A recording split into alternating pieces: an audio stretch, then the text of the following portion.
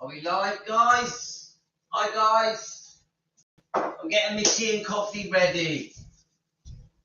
And I've been watching a lot of interviews, a lot of clips. I've been reading all your comments.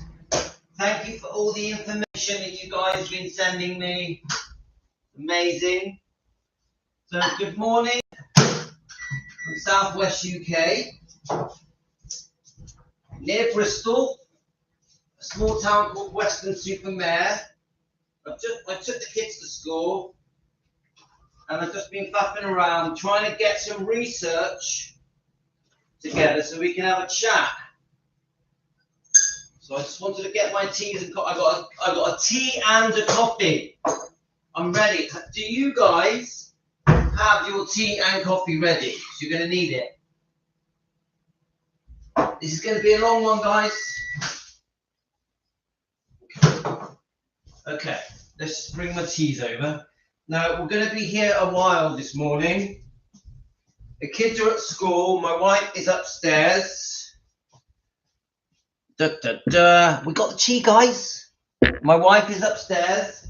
So we have got a couple of hours. Right, I need to get my bits ready, like get my phone ready. Okay, so quite an interesting title. The title is how have we been scammed? Really? Let me just 1 second.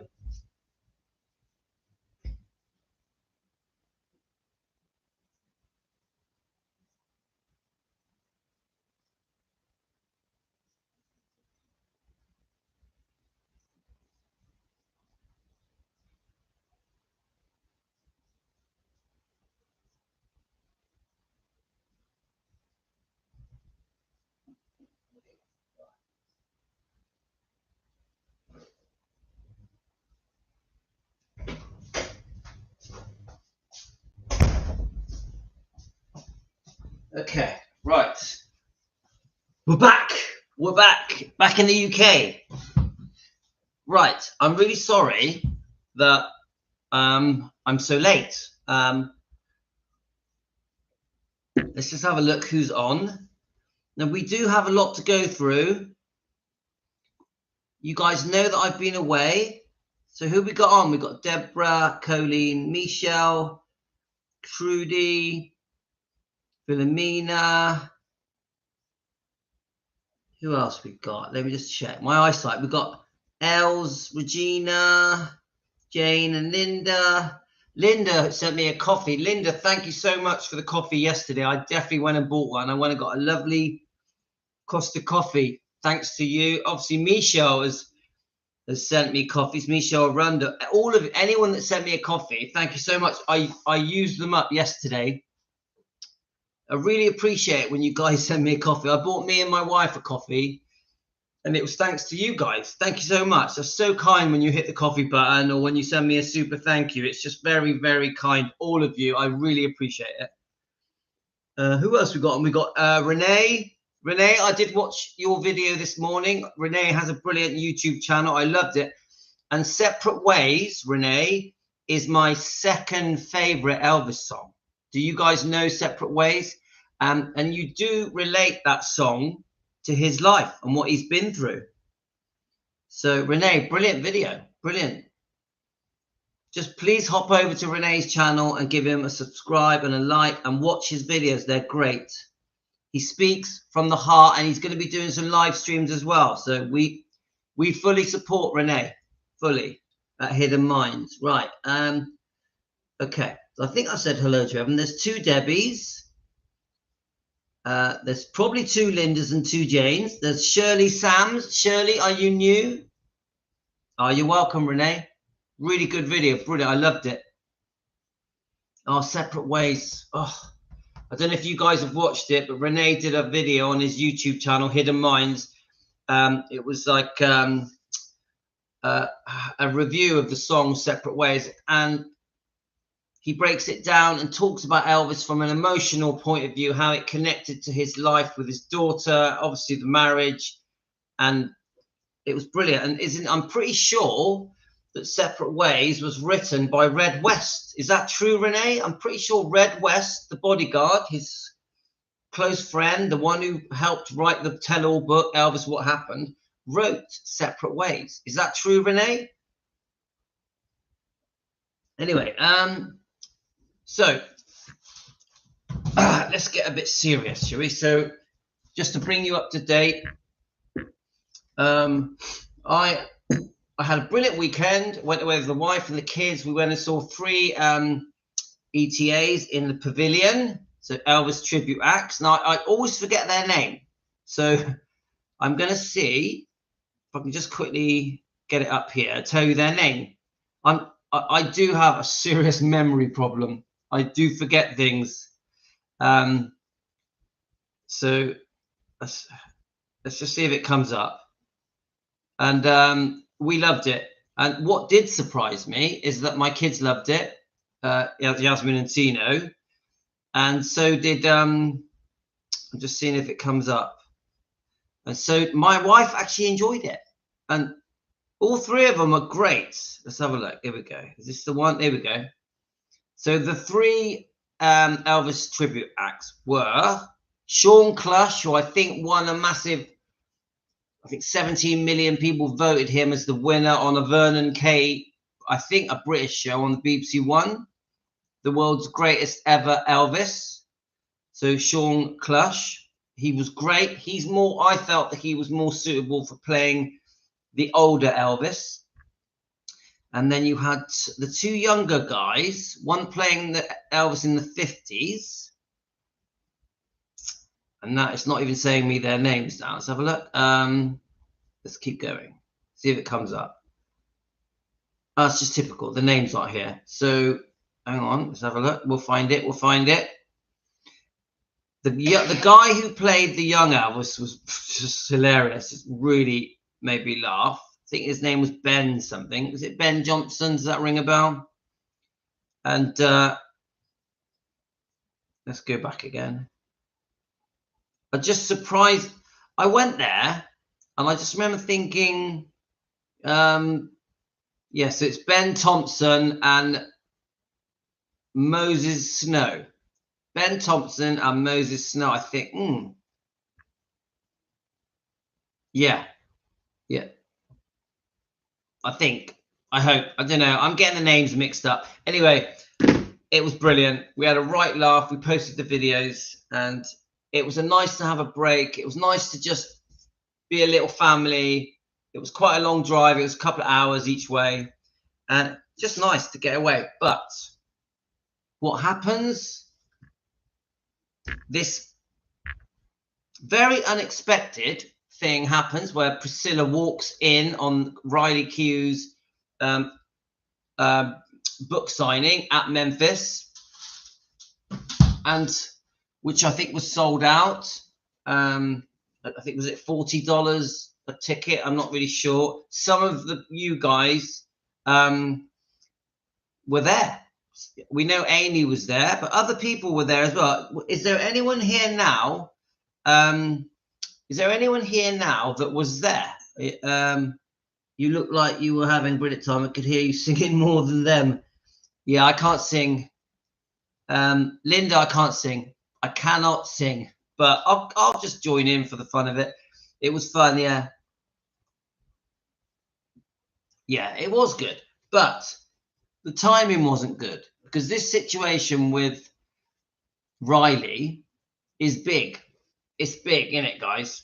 Yeah. So let me just, what I'm going to do, I'm going to put the link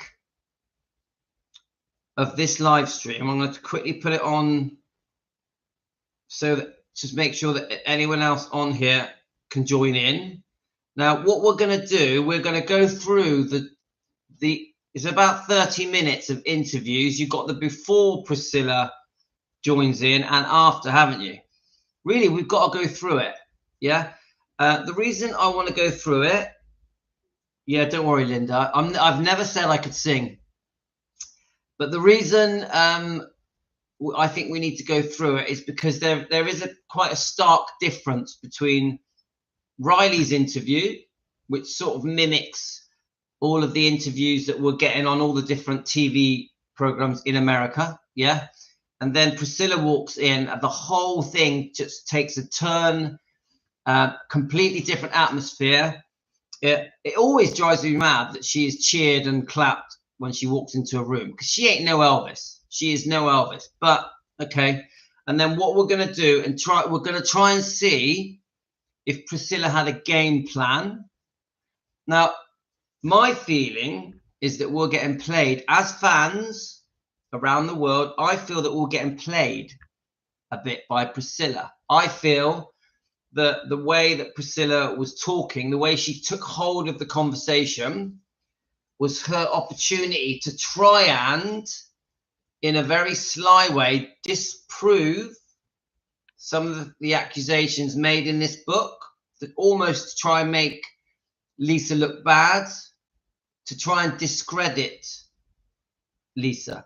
I think Priscilla was trying to play the victim and trying to sway public opinion, to try and get the fans around the world to think that maybe the things that are in this book that were on the tapes that she recorded, Lisa Marie recorded, are wrong. Now, I don't agree, but I think that's the game that Priscilla was playing. But we're going to go through that properly by watching the video. Now, many of you think that it was all prearranged, that they knew that Priscilla was going to be there, that it was no surprise, and that it was just an arranged thing Riley knew. Now, I'm going to be honest with you, I don't think so. I think it was very unexpected. I think it was very last minute. I don't think they knew Priscilla was going to turn up. Now, they knew she was in Memphis because of the thing that happened at the Rotary Club, yeah, which is on YouTube if you want to look it up. But I just think when you see her walk in the room, you see the surprise on Riley's face, the surprise of the interviewer. What's her name? Nicole Richie. Nicole Richie, is it? Everyone just looks a bit surprised. And I even think that the way the questioning goes is a bit, well, the interviewer tries to ask questions, but then I feel that Priscilla just grabs it and takes over. Priscilla stops the questioning really, and goes, right, I went through this and I went through that, and Lisa was like this and Lisa was like that, and she was difficult and we got through it and blah, blah, blah. She suddenly turns the whole conversation onto how she suffered, how Lisa was difficult. The whole conversation turns to that. And I think it's in defense to this. It's trying to get public opinion, not just the Elvis fans, to go, oh, maybe the things in this book are not true. Now, we're going to go through it together and try and come to our own opinion together, Team Elvis, on how it was going to go. Yeah, so right, so Deborah says, I figured if she was going to show up anyway, it would be Memphis. She had some serious brown nosing to do. Now, Deborah, I agree. Now, really, I feel a bit silly, yeah, because now in hindsight, it was obvious she was going to turn up at Memphis, yeah. Now, wouldn't it be really interesting to know if she does turn up anywhere else? Now, I think it was obvious now in hindsight, because Memphis, don't forget, she has been running Gracelands and EPE with Elvis Presley Enterprises, Joel Weishanker, and previous owners. Bob Silliman, where is Jack Sodden, for decades, for her whole life, yeah. So I've been saying that she's been squeezed out, that she's not welcome, and then completely surprised, and I was definitely wrong because she turned up at Gracelands. Now, she still may not be welcome, but she was going in there. I believe that Priscilla was going to be in that room. She had made up her mind and no one was going to stop her. This is my opinion. I think Riley was going to do her lovely little book signing with the audience. And the nice questioning from, I'm getting her name wrong. Is it Nicole Ritchie? And it was all going to be very sweet. She was going to answer all the questions in the same way as she's done on every other interview she's done. She's done about over 10 interviews, hasn't she? They're all on YouTube. Always the same stuff, you know. She was just going to go through those questions. And I think that was going to be the end of it. But no. When Priscilla walked in, everything took a turn. Everything took a turn. This is just my opinion. Yeah. Now, some of you are going to go, no, it was meant to happen. It was all pre-agreed, pre-arranged. They knew she was going to be there. I just don't think so. Now, can I ask you guys, how many of you think Priscilla, they knew she was going to be there? How many of you think, yes, they knew she was going to be there? I'll ask that question first. Right, I'm going to whilst you answer, I'm going to get my coffee. So I'm not rushing, guys. I've got the whole morning. I'm not rushing. I'm taking my time. We're going to do this together in the comfort of our homes over a cup of tea or coffee. No rush.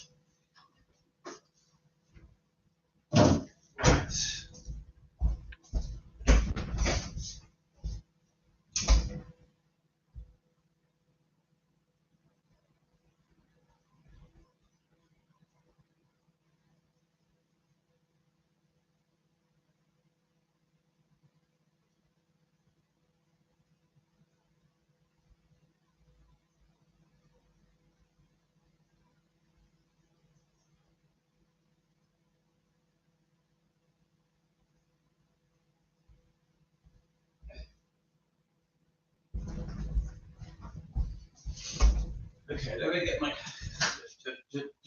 right. I've got the coffee. Got the coffee. I'm going to treat myself to a bit of honey. Honey. Right.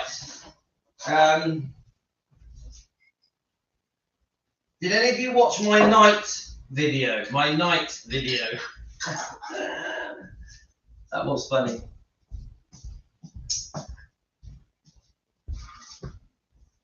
Did any of you watch my night video? I thought I was going to get attacked by a vampire. Did any of you watch that? It was like, I started the video at around, 6:30 or something.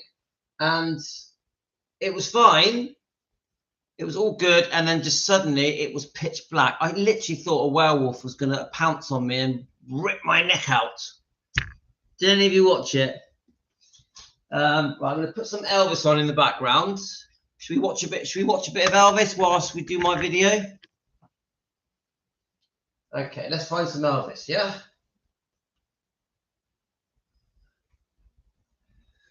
Got my silly glasses on, look.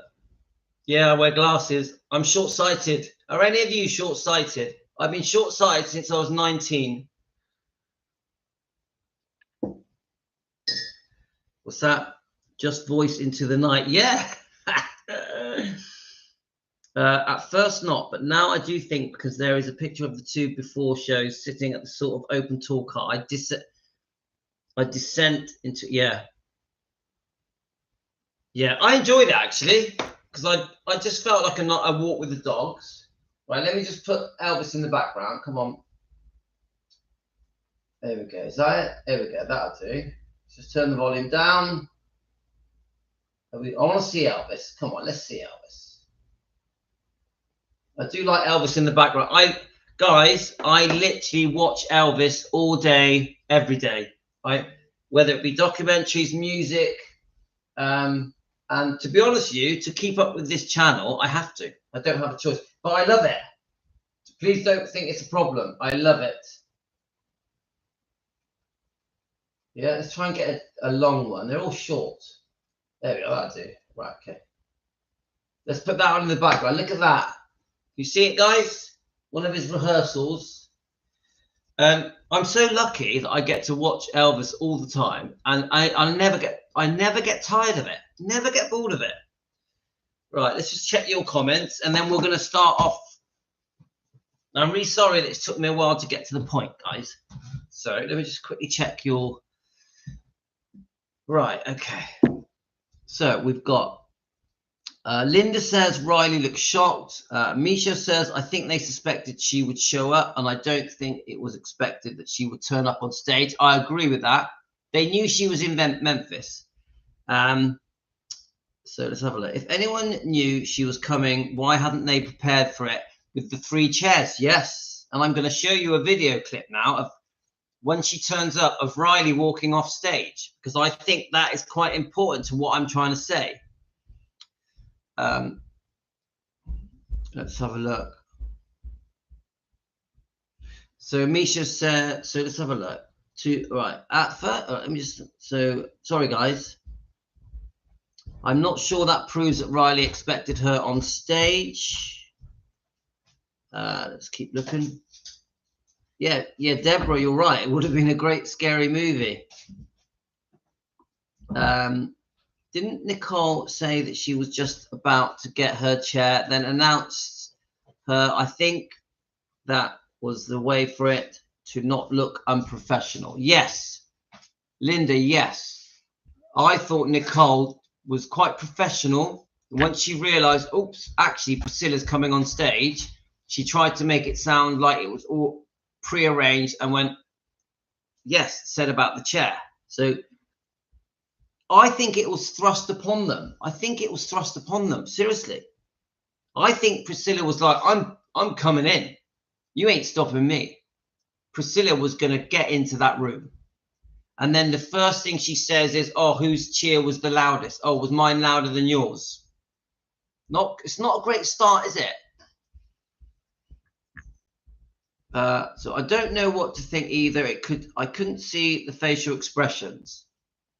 That's the other Linda. Linda, thank you for the coffee. Thank you so much. Guys, send me a coffee. I love it. Right.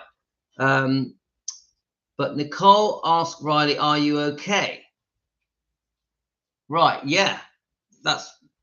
Yes, we're going to show all this. Right, Michelle, yeah, thank you, Michelle. You could hear Nicole in a low tone. Yes. Thank Linda, you know I love it. And trust me, I yesterday, all your little coffees you sent me, I got the kids an ice cream. I've got my wife a little treat, you know, like sweet type treats. I got myself, I had a couple of coffees yesterday. You guys really made a difference to my day with your super thank yous that you hit on the YouTube channel and your little coffees you send me. It did make a difference, guys. It did. I appreciate it. So, right. Now, what I'm going to do, I hope none of you have got anywhere to go because we're going to be a while, guys. Now, I've got a plan today.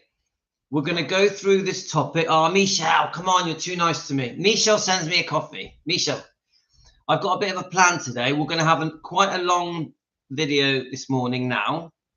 Then I'm going to go off and I'm going to come back straight after and I'm going to read the second half of chapter 1. Yeah? Now, a few people have said to me, be careful not to read it word for word. So we'll sort of read it word for word, but we will review it as well. So we'll break it up so that we don't get in trouble with YouTube for copyright. So what we're going to do, I'm going to do this video now with you, which is going to take a while. I'm going to sign off and then I'm going to come straight back on and we're going to read the second half of chapter 1 of From Here to the Great Unknown. This is my plan. Yeah, I got a free day. Yeah, I don't have to get the kids until 3 o'clock. So I want to do 2 lives before I get the kids from school. This is my plan. Now, right, let's get on with it. Let's go. I'm waffling. I don't think Priscilla was expected on stage. Trudy says it was awkward and laughs.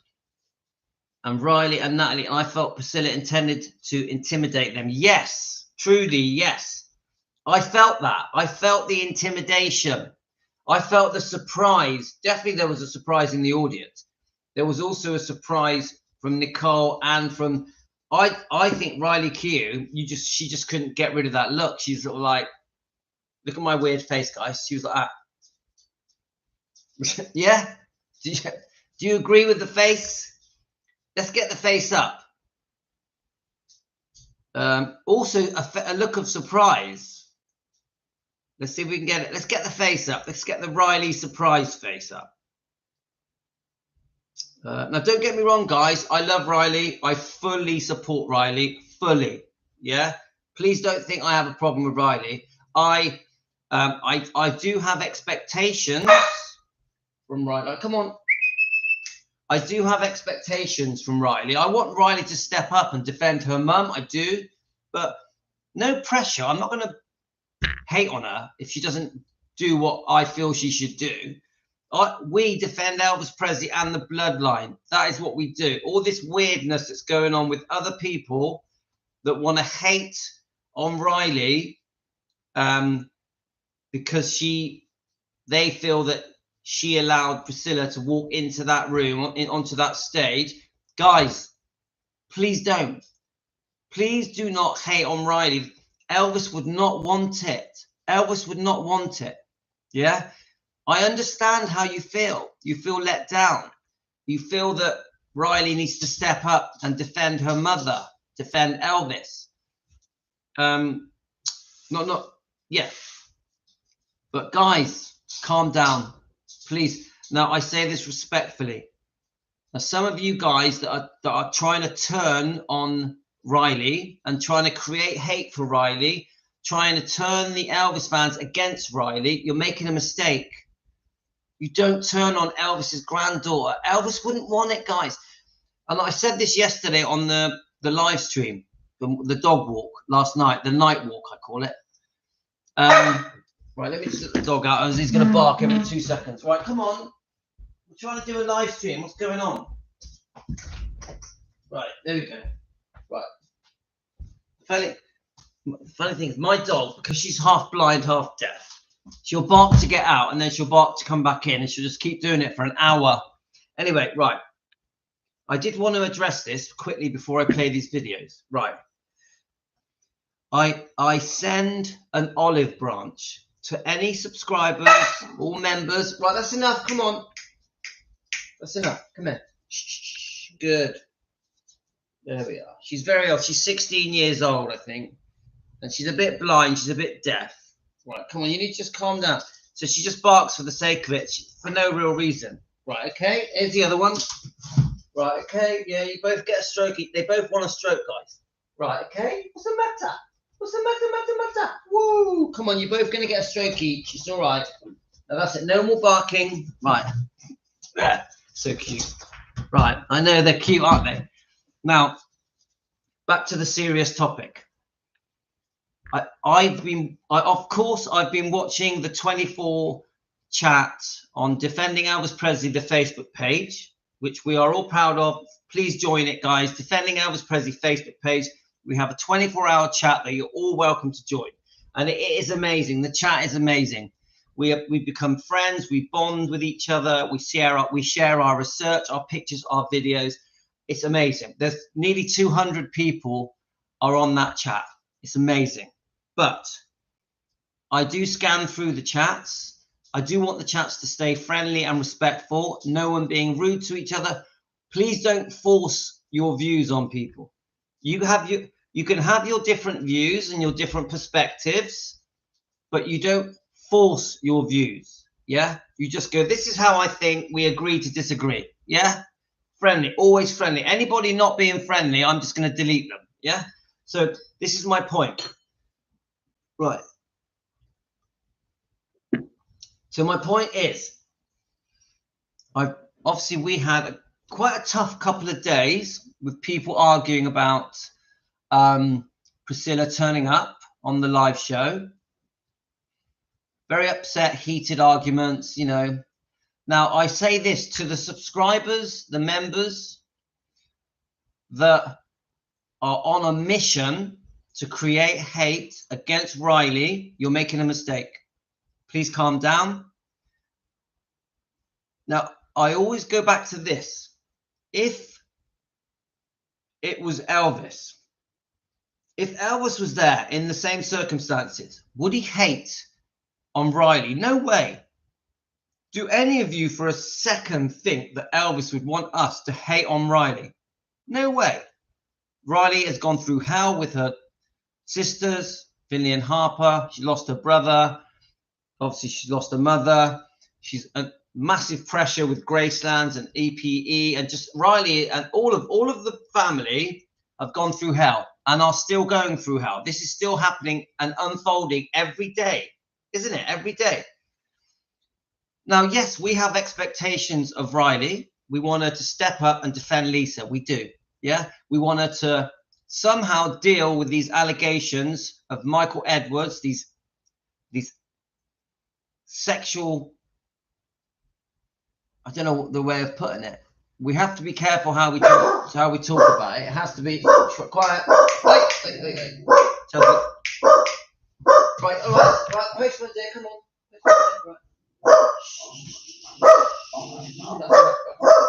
Let me just let him out a minute. Right, come on. Right, come on. Right, out. Come on. Right. Right. As we know, we're at home in my kitchen. Yeah, having a coffee together. Now, we want Riley to step up, and we do want her to be questioned about the Michael Edwards allegations. We are so upset and infuriated that Lisa Marie went to the effort to put it in her book, to ask Riley, yeah, so the world can know what happened. But it seems to be getting brushed under the carpet, doesn't it? It does. Now, some of you will say, well, you know, Riley's in a difficult position with potential lawsuits. She's trying to keep her grandmother happy. And it's very awkward for her to discuss these matters. Yes, it is. It is. I don't care. I'll tell you my position very clearly. Riley does need to bring these things up. She does need to get the interviewers, the news companies, the media to talk about these allegations. It needs to be brought up. Lisa Marie wanted it as public knowledge. She wanted it to be brought up. There is some evidence because we've got Lisa Marie's own tapes. We've got Michael Edwards admitting it in his book. We've got interviews of Lisa Marie. Howard Stern is one of them, but there's others saying that she had been mistreated by Michael Edwards. Yeah. So we do want it brought up, guys. We do. As awkward as it is, even if there's a potential lawsuit and it's obviously needs to be dealt with by the authorities and the police, it is all alleged. Now, remember, everything we do here is for entertainment purposes, and it is our opinions for entertainment purposes. Yeah. We're not judge and jury. But it does need to be addressed. So, Riley, you must step up and defend your mother. You must do it. The fans expect it. Right. Now, this is my point. I'm going back to quickly. I just want you to know, guys, that, how can I say it? The people that are trying to create hate and they're putting it on their other Facebook channels, please stop doing it. Please just calm down, take a breath. Calm down. Now, one of the things I keep seeing said is the true Elvis fans who only support Elvis and Lisa, yeah, blah, blah, blah. Now, does anyone here honestly believe, can I ask you now before we move on, does anyone here honestly believe that you are only a true Elvis fan if you only support Elvis and Lisa? So please answer me that. I ask you that.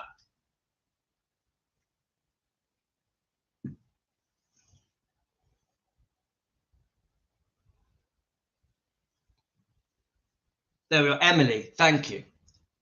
Seriously, I want you guys to answer this question. It's very important because this is the hate that is going out at the moment.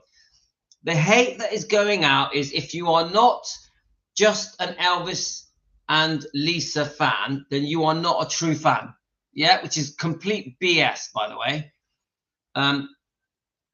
Deborah, I think she's biding her time, and then when all is said and done, she'll do whatever she wants with Priscilla. I agree, Colleen. Michelle Arundel, absolutely not. Yes.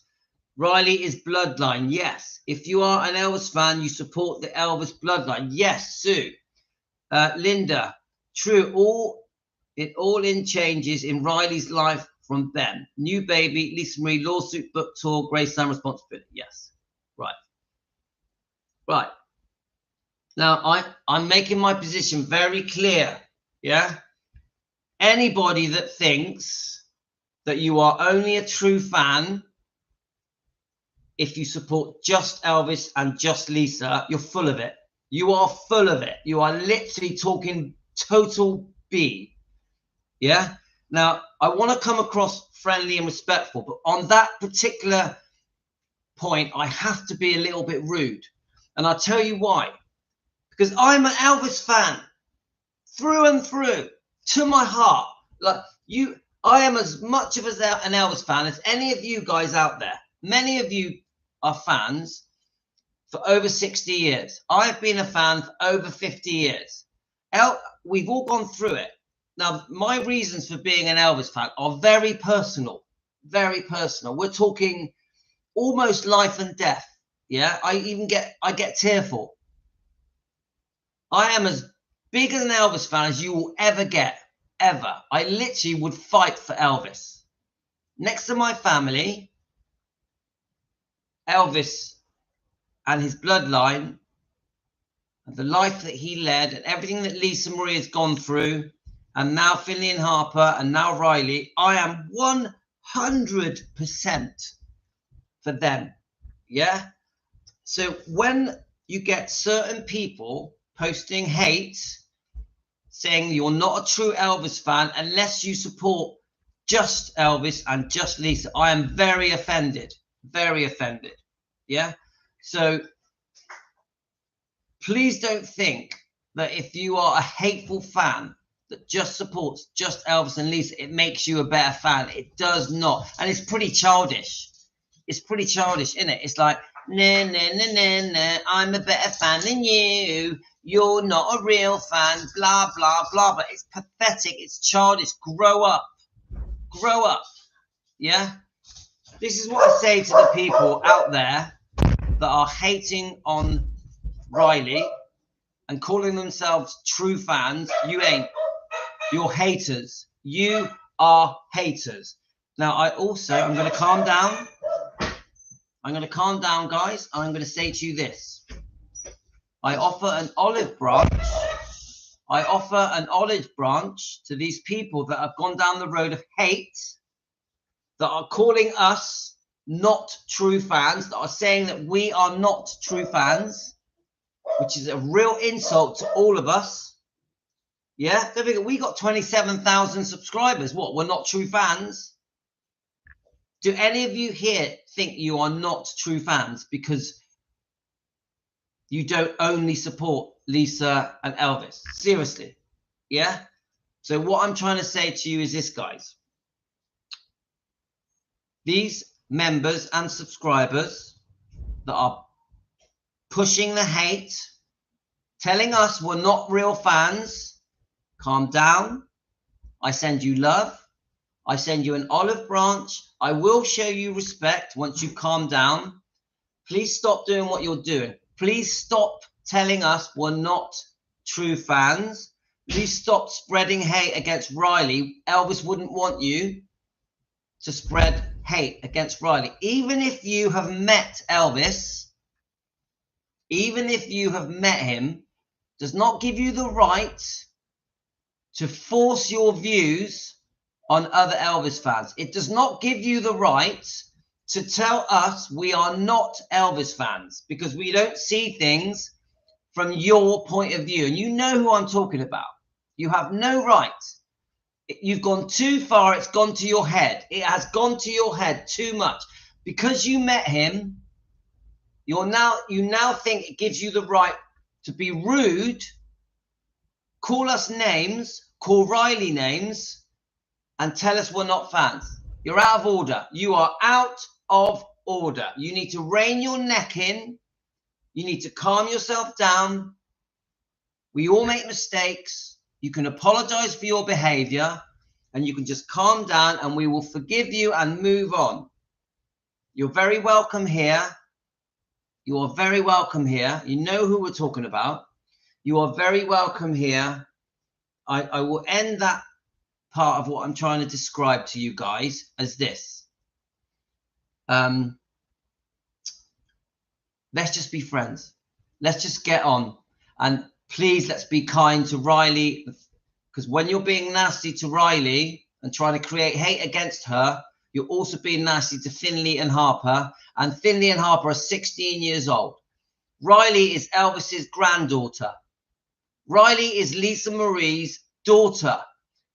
Do any of you, even for a second, think that Lisa Marie would want you to create hate against Riley? I repeat, and I'm asking you guys this now. You guys now, there's 50 of you watching. Thank you so much.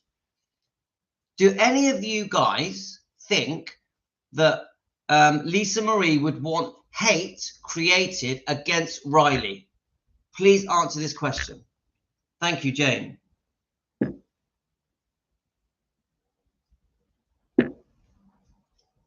Thank you, Linda. Thank you, Emily. Thank you, Jean. Thank you, Trudy. Lorna. Thank you, Sue. Yeah?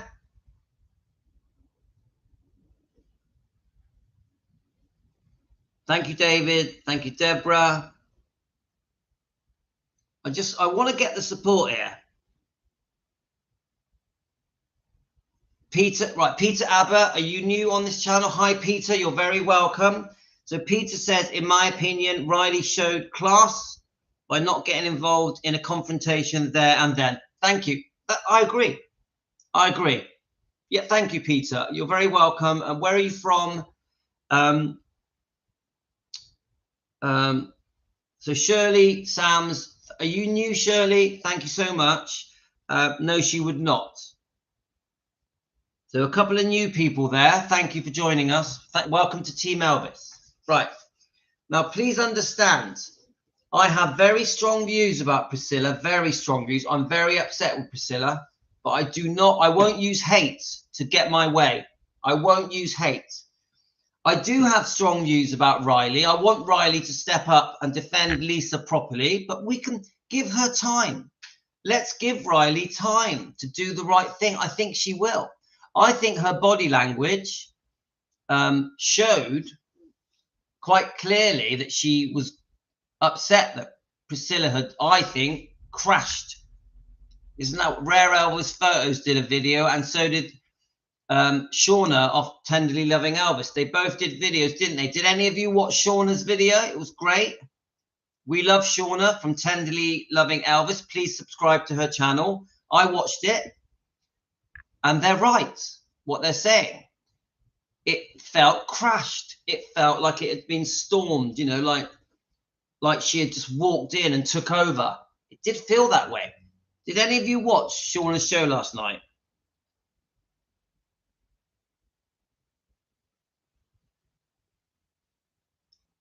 There we are. So,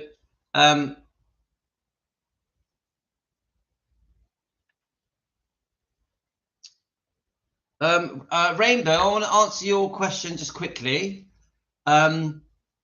Just go onto Facebook and see the post that is trying to incite hate against Riley, that is saying that we are only Elvis fans if we are only true Elvis fans if we only support Elvis and Lisa. That's the answer to your question. Yeah. Yeah, Shauna's got it right. What Shauna said was correct, in my opinion. I think realistically that the twins have known about this for a while. Riley would protect them. Yeah. Come on, 16. You're pretty switched on at 16. Do you remember how we felt when we were 16?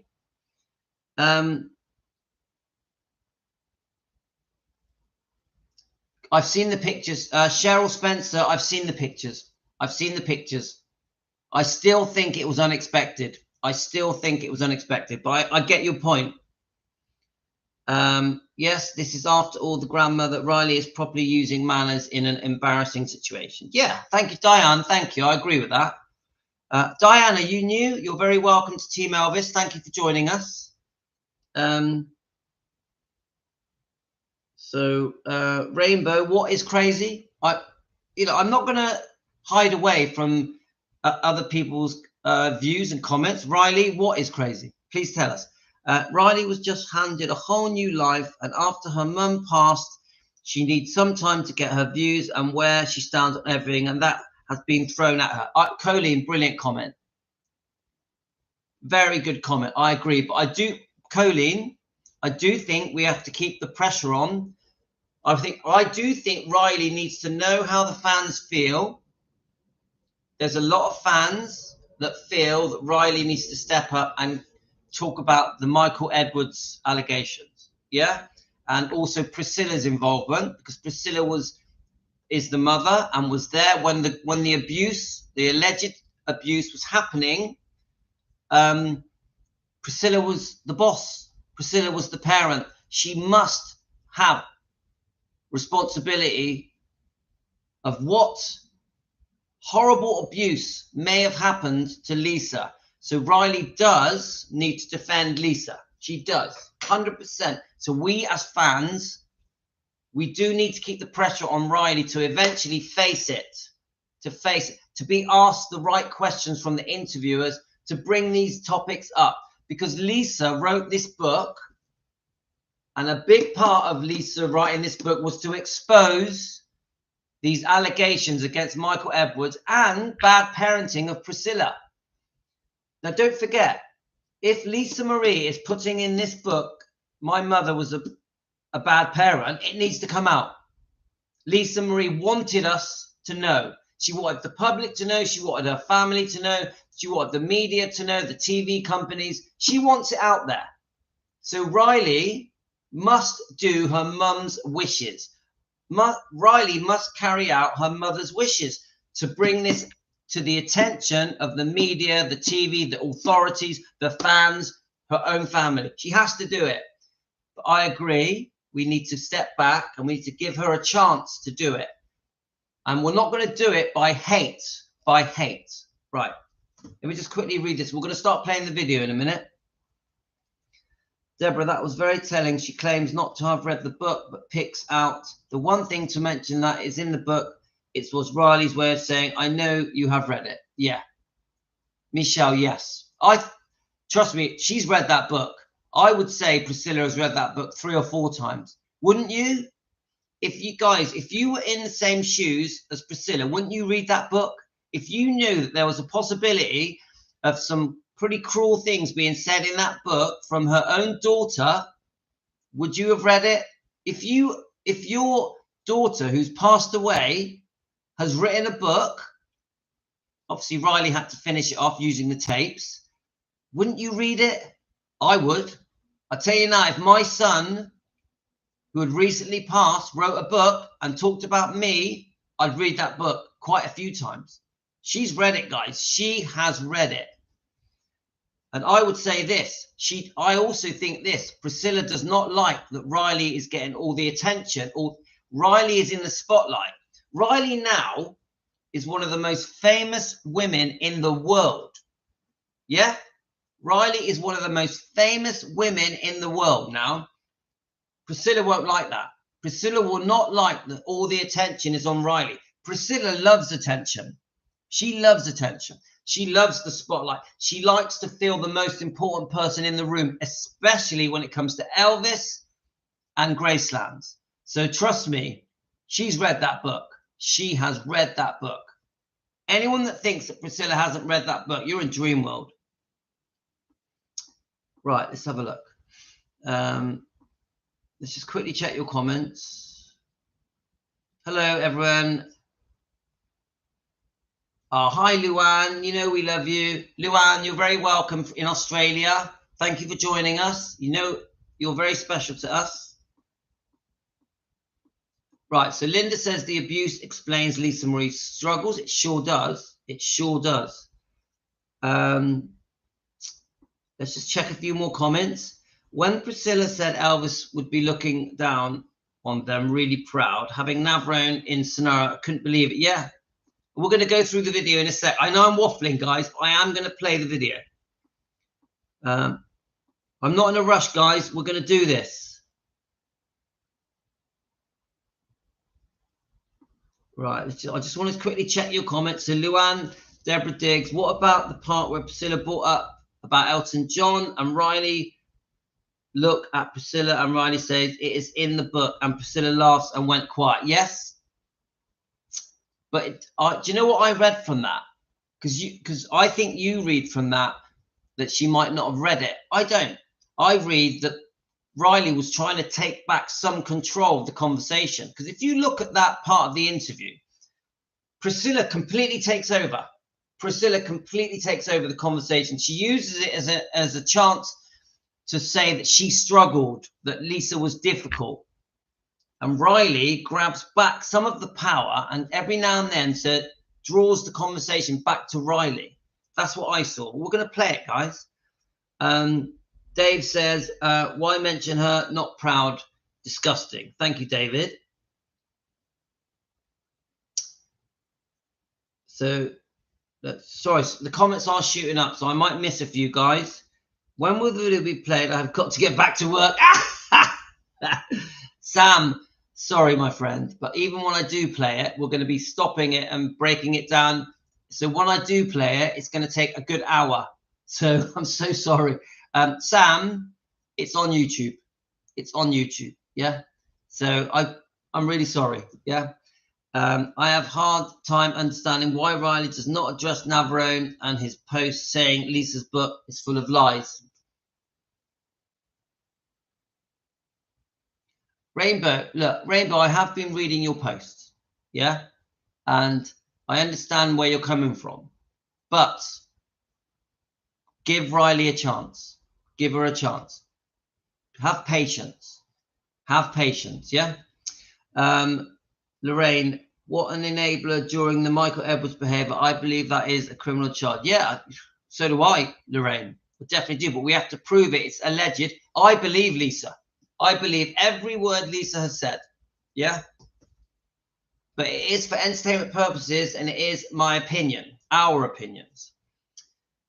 She has read it up mode. The part when she asks about her being a teenager, Priscilla answers what was in the book about the older boy. I don't like the way that Priscilla talks about Lisa in that interview on that stage. I don't like it. It belittles her, makes her look like a very difficult person. Yeah, I don't like it.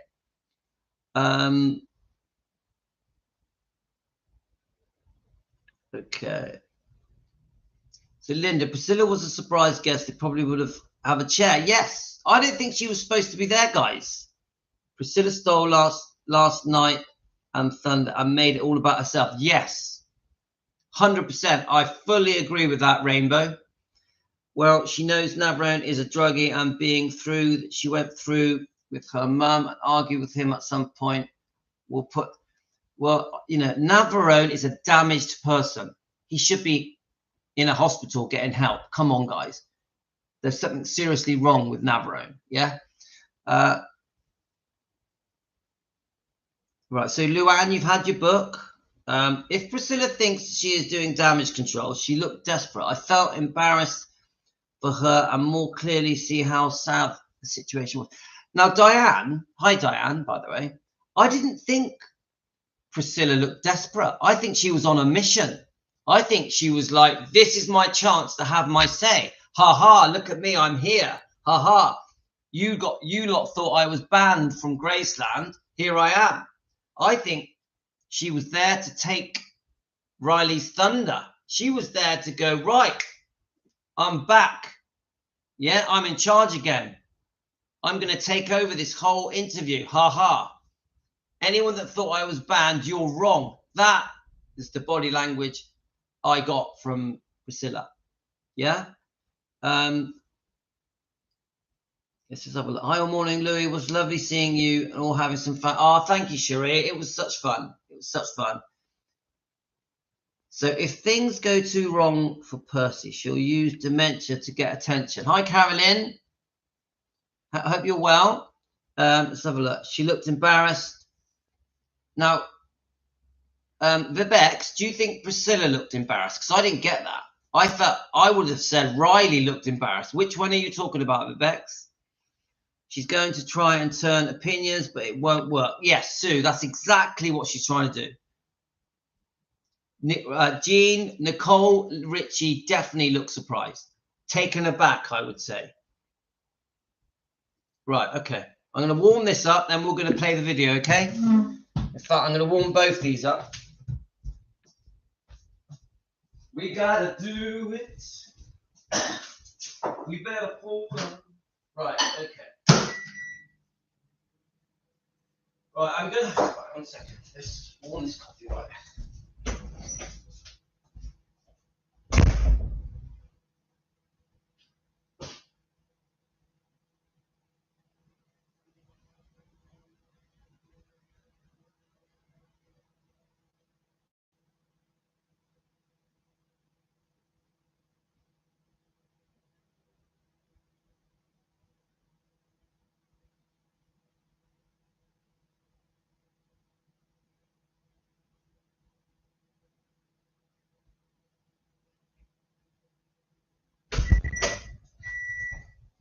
Right. So the first thing I'm going to play, guys, is when Riley walks out of the room. Just very quickly, she walks out. This is when Priscilla first walks into the room, Riley walks out of the room for a few seconds, yeah? I'm going to play that clip first. This is my first indication that something is not right, yeah?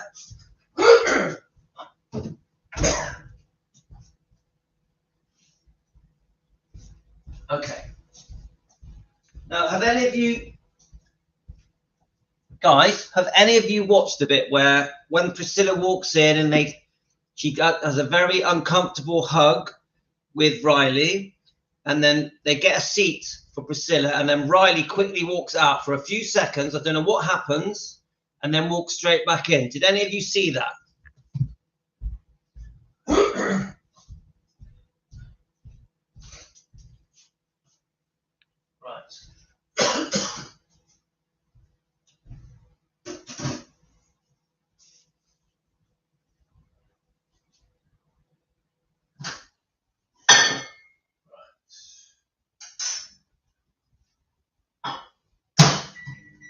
Put a bit of honey in there as well. Make it taste a bit nicer.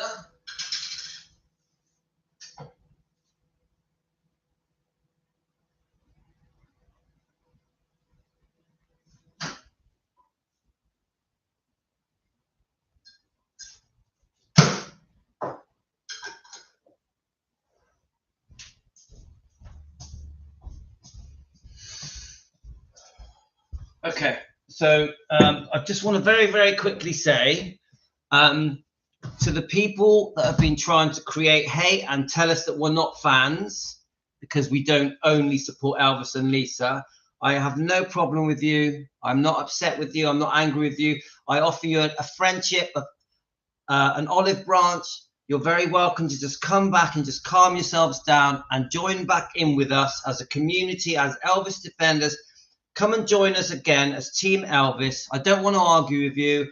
I'd rather we are friends. I respect, I understand where you're coming from. So I send you love.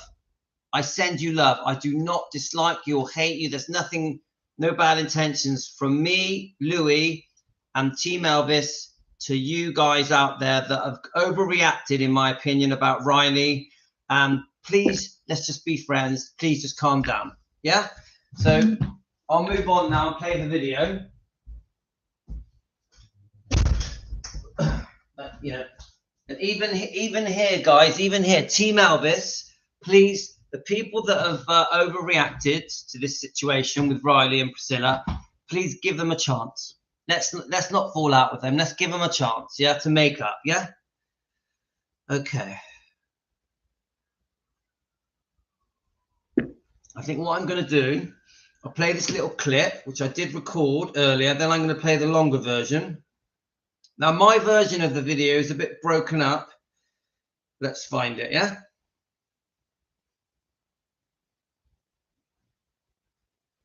Okay. Right, now remember, it's not very good quality, my version. I think there are better qualities out there. So this is just a clip that shows, let's move the camera back, make a bit of room.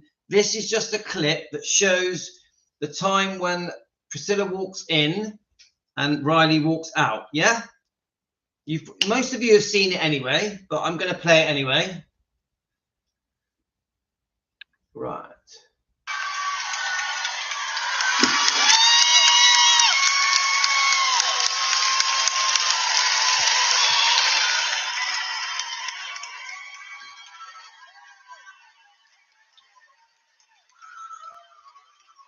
Wow.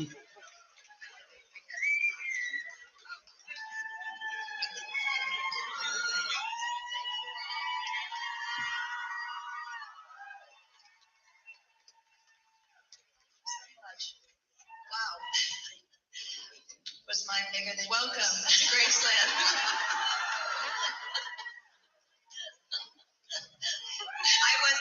I was going to introduce you. I was waiting for the chair to come out, but you need no introduction. Everyone is so excited that you're here, and it's an honor. Right, I'm going to play that again because it's so short. Yeah, the Bex. Yeah. Oh, and let me just turn my laptop plug on. Okay, let's have a look.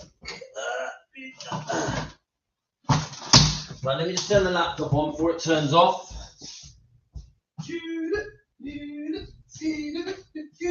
Right, okay, we're on.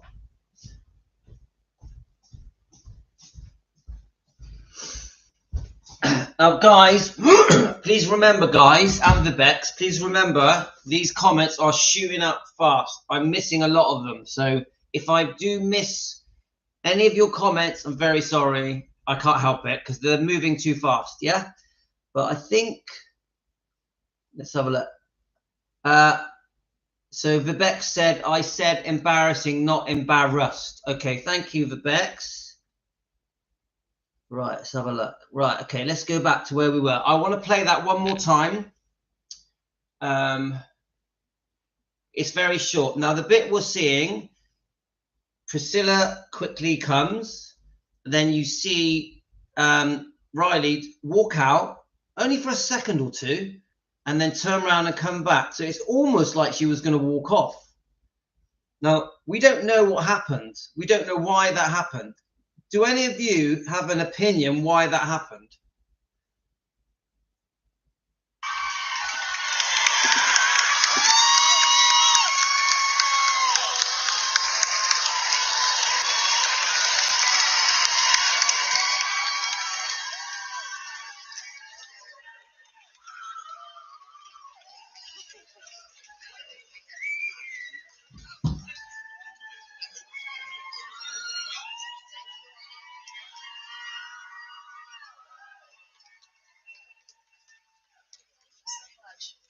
Wow. Was mine bigger than welcome to Graceland.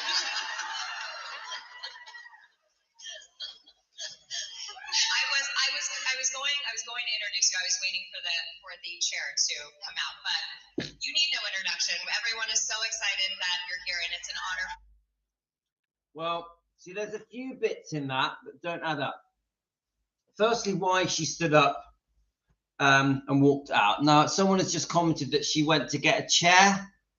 Do you really think that Riley Q, the owner of Gracelands, would be the person to go and get a chair? I don't think so, guys. There's plenty of staff that would have gone and got a chair. So, no, I don't accept that she went to get a chair. The other thing is when Nicole, I think, says, "Welcome to Graceland." There's surprise in her voice. Was it Nicole that said it, or was it Riley? Whoever said it, there's surprise in her voice. The other thing, I think, if they really did know that that Priscilla was going to be a guest, they would have had a chair there. They would have had a chair there, surely. Yeah, there we are. Right, so Linda is saying the chair was already there. I'd say what we'll do, Michelle is saying that she panicked. Hi, Tracy. Tracy, where have you been? We haven't seen you for ages. To a few minutes before Nicole and Riley discussed bringing her on stage. It's all there. Please don't speculate that Riley was unaware. It's obvious they knew. Well, I do. Right. This is my thing, Tracy. I do think they knew she was around. Yeah, I do think they knew she was around. It's that her going on stage is the bit. I think they all seemed a bit shocked. Now, I wasn't there. I'm not. My opinion isn't gospel. I like you guys as Team Elvis, between you, to decide what you think. You tell me if you think they knew that she was going to go on stage for the questioning. You give me your opinions. I won't force my opinion. Yeah. Even Tracy, it's clear Tracy thinks what she thinks. That's great. You've got your opinion, Tracy. I respect that. But we do have different opinions. So well, none of us are going to force opinions. We're going to say what we think and then allow others to think what they think. Yeah? Right, so let's have a look. Diane, she may have felt unsafe with the unexpected invited surprise. If it is unexpected. Yeah, we don't know. We don't know, do we? Cheryl says the questions were already written. Maybe. Rainbow, I know Misha, but Riley lost Ben and has not done the same. If Priscilla had been a loving and protective mother, instead of the months that Lisa could have gone through Elvis leaving. Okay, that, again, your opinion, Rainbow.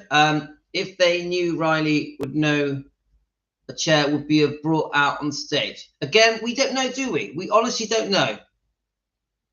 Carolyn says it could have been last minute. Riley did not look pleased. I agree. She didn't look pleased. Yeah. The version on YouTube I see misses out first couple of minutes. I had to see Shauna's to see all of it. And we watched Shauna's video. It was great. Let's have a look.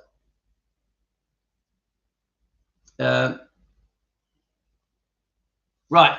Let's get the video up. Now, I had a really good copy of it. And then I've lost the good copy, so I'm going to have to play the crappy one, which is annoying. Let's have a look. Where are we? Is that the one? I want to find the one that is just one video, so we don't have to play two different videos. Oh, actually, I did want to play this clip for you. I consider myself, I think, probably more of a writer, songwriter than a singer as much, but because of right, I want to play this clip first because I want to give it a perspective. I want you to see a perspective between when this was done. This is only a couple of minutes long, and then the more recent interview. So, are you ready, guys? I think it's 3 minutes long. Yeah. I think probably more of a writer, songwriter than a singer as much, but because I've always loved poetry and writing since really small.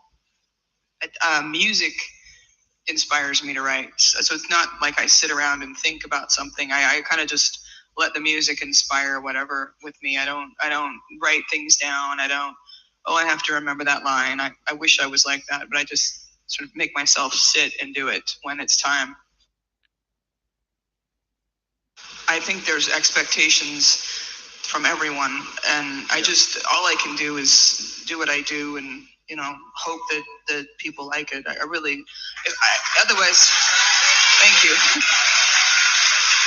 If I thought about that, I don't think I could actually do it.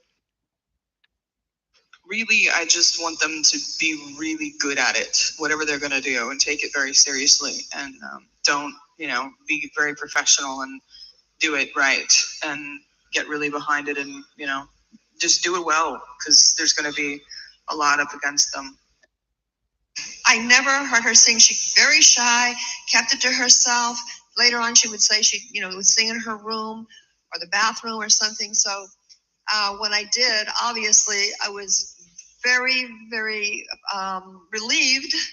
She had a great voice and that she could sing, and it was in her blood, literally in her blood. So. Thank you. I was told Elvis is passed. People are going to forget about him in a couple of years. Why do this, right?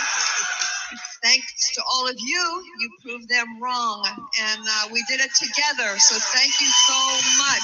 Thank you.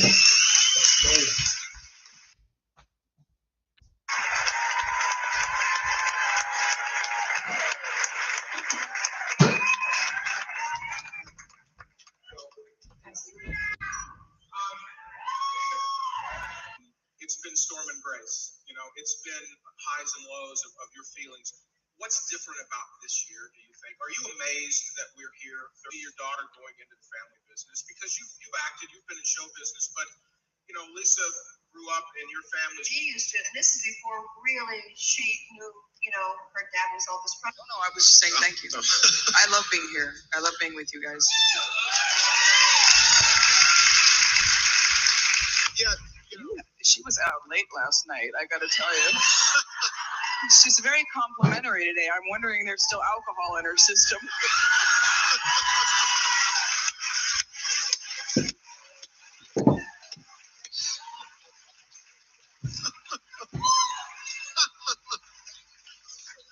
You've been so nice and bubbly and giving me compliments.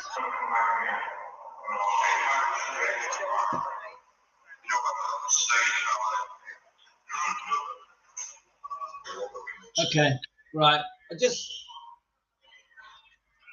I wanted to play that.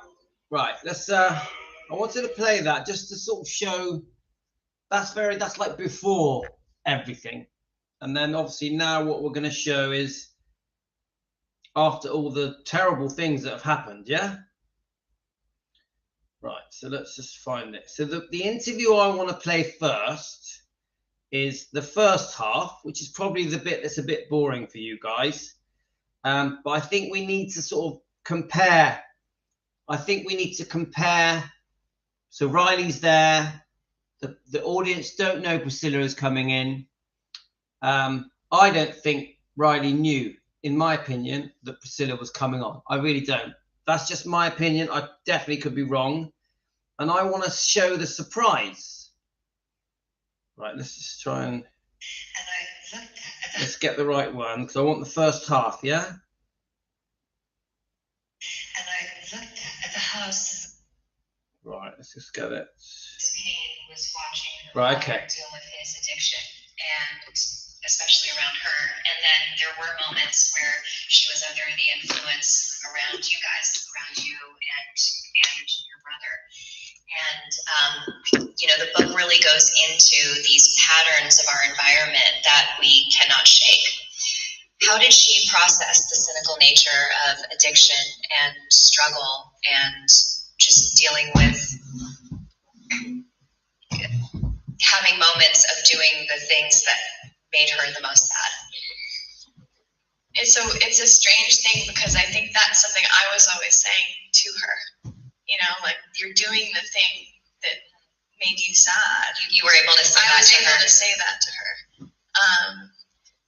But I think that there was this thing where she would kind of sometimes go, you know, well, my dad died and I, you know, I'm 41, or I'm 42, or and it felt like she was kind of waiting to like live out his kind of like life in a way, his timeline, his like timeline. And I think that maybe she felt, I don't know, there was some kind of, I don't know the answer to that. I think that she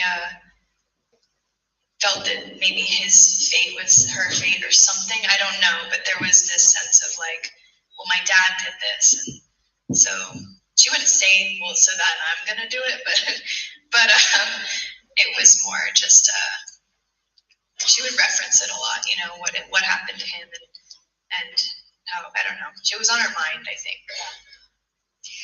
I want to talk about her relationship with your father. She talks in great depth about meeting him, about marrying him, and ultimately leaving him. And I wanted to ask you how that was, hearing that as an adult. Were you aware of the complexity in real time? Was it something that when she talked about it and when you heard the tapes of her talking about it? Like how was that for you? Something I thought that was really beautiful when writing the book that I realized was that because she did leave my father for Michael, and it was devastating to him and her. Like, she had a lot of guilt about it. She wrote songs about it, and but I realized that had I not picked up a phone call and heard them arguing, I never would have known, because it was so important to them that we didn't know that they felt united and were still parenting us together. Which I feel like at that time in the 90s wasn't really a thing, you know? Definitely, that was not my experience with my parents' divorce, I'll tell you that. And so I always felt very proud. Like, now there's like conscious uncoupling with like, and that was so good at getting divorced nowadays. Yeah, and that wasn't like, that wasn't the way in the 90s. There wasn't like therapists on Instagram and that kind of thing. So I always felt like very proud that I would have had no idea that there was any pain there had I not picked up that phone call and heard him feeling angry.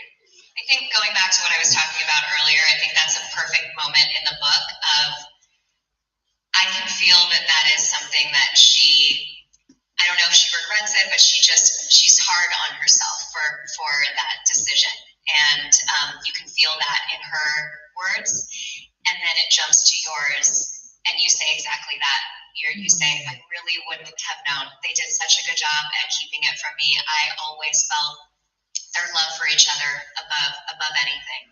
And I'm sure that she's smiling right now just thinking about that, because you never want to make your kids feel like their parents don't love each other. No, and I mean, you know, they bickered a lot. They were like family, and you know, until she died, like, they would bicker all day. But yeah, I wanted to ask you so can you talk about how their relationship evolved and how he played a role in your life? And well, he kind of like on and off lived with us, you know, even when she had other relationships. He would live in the guest house, and if she would go on tour, he would stay home and take care of us, or we'd go on tour depending on if we were in school or if it was summer. He really wanted to try and keep us in school, and she would just take us out. And she kind of always won those battles, and so, you know, but they were really close. They were like best friends. Let me I want to comment on that, because that comment that has just come through, I do have to comment on it, guys. I think it was Emily. Now, Emily, when I talk, it's just opinions. I say it with respect. I don't want to upset you. Please don't think I want to upset, because sometimes people get the wrong idea. I definitely come from a place of kindness, love. I'm good-hearted. If you guys get upset, it upsets me. So please don't take it the wrong way. But I seriously disagree with Emily and Rainbow. And I'll tell you why. I'm not going to talk about it too much, because we need to play this video, because we've been on here for an hour and 20 minutes, and I've only just started playing. And I don't mind. I can sit here for another hour, no problem at all. I'm not in a rush. But I think some of you guys are in a rush. Some of you guys want to see the video. So even though my quality of the video is terrible, if any of you have got a better quality video than that, please send it me and I'll change it. So, right. Now, I want to say, let's find this comment. Now, I'll be honest with you, Rainbow. I do get the impression that you don't like Riley. Now, Rainbow, if you don't like Riley, tell me. Just tell me. Yeah? Let's be honest. Yeah? Right. Okay. Let me, the comment was from Emily. Now, Emily, I don't want to put you on the spot. Now, Emily says, I get the impression that Riley doesn't have a good opinion of Elvis. Now, I have to repeat that. I get the impression that Riley doesn't have a good opinion of Elvis. Now, that's a very, very big thing to say. Yeah, I'd love that question or point to be put to Riley. So I think she'd be quite offended by that comment. Now, Elvis, his generation is the 50s and the 60s and the 70s. It was that music, yeah? So Riley is from a different generation. She grew up in different times, yeah? So, yes, I can see that there's a difference in music tastes. She's never been one that really proclaimed herself as a big Elvis fan, yeah? And I've seen past interviews where Riley has been quite honest about her views on Elvis when she sat with her mother. I've seen the interviews, yeah? But to say, let me just repeat it. I get the impression Riley doesn't have a good opinion of Elvis. No way. And I'll tell you why no way. And no offense, please don't take this the wrong way. I know, even from this book, and I haven't even read it all yet, guys. Most of what I know about this book is from comments from you guys telling me, yeah? Lisa went out of her way. Lisa Marie Presley, Elvis's daughter, went out of her way to make sure that Riley and the twins had a very good, deep understanding of Elvis, the true man, not Elvis the legend, not Elvis the singer or the good-looking man, Elvis the true man, his heart, what made Elvis tick, his beliefs, his religious beliefs, his talent, yeah? Lisa went out of her way, even taking Riley and Finley and Harper to Graceland regularly, obviously playing in the grounds, playing on the go-karts. There is no way that Lisa Marie Presley would have allowed Riley and Finley and Harper to believe, in your words, that Riley would not have a good opinion of Elvis Presley. No way. And I put this to you guys. There's 60 of you watching. Now Rainbow joins in. Rainbow says, I agree. Yeah? So you're backing up Emily's views. Yeah, I say this respectfully, right? But I'm going to ask you, there's 60 people watching. How many of you here, of 60 people, yeah, believe that Lisa Marie would not have taught Riley and Finley and Harper to love Elvis, to respect Elvis, to see Elvis in a good light? Can I ask that question again? 60 people watching. How many of you think that Lisa Marie Presley, who worshipped and adored her father more than anything, who knew Elvis better than anyone, would have not brought up her children who she worshipped? Lisa Marie worshipped her children to not see the true man, the real Elvis, his heart, his soul, his spirit. Please answer this question, please. So that is my views, but I say it respectfully to Rainbow and to Emily. I'm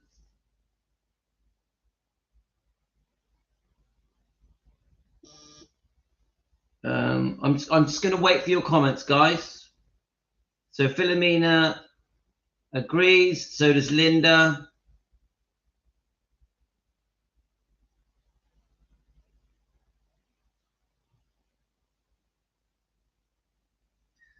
Tracy, I will cover your point in a sec. I just want to see what you guys say. I personally know that she did put at time Riley was a child, Lisa was in different place in Scientology. Well, that's too general, Rainbow. You got a mother, yeah, a mum who is you've got a mum, come on, who worships her dad, yeah, who has 3 kids. She would have instilled a lot of love and respect for Elvis. So this Scientology stuff and this trying to put it down to Riley's age is just bullshit. Sorry. Riley, Rainbow, I respect you a lot more if you just admit to me now here in front of everyone that you just don't like Riley. I respect that more. I've seen your comments, Rainbow. It's okay. If you don't like her, fine. Emily, hi Emily. Louis, that's why I watch your channel, to get it right. Now, Emily, I'm not telling you off. I'm not telling you off. Emily, I'm just trying to show you that the daughter of Elvis Presley and her 3 beautiful children, yeah, including actually even Benjamin when he was alive, would have made sure that they love Elvis deeply and respect him deeply. So this comment of that Riley doesn't really like her dad, it's just, I nearly swore then, it's just ridiculous. Ridiculous, right? I say it with respect, guys. Thank you. So Finola agrees. Lisa will have told her children about her father. They know the importance of his legacy. No, Elaine. Elaine, no. It's not the importance of the legacy. I'm disagreeing with Elaine. This was their granddad.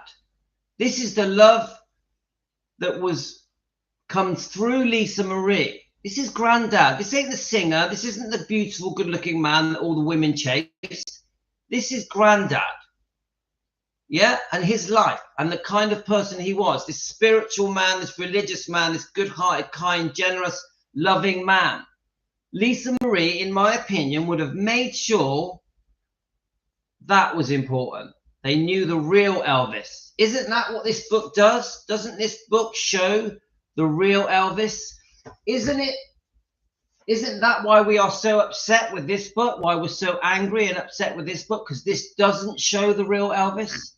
This book doesn't show the real Elvis. Yeah? This book does.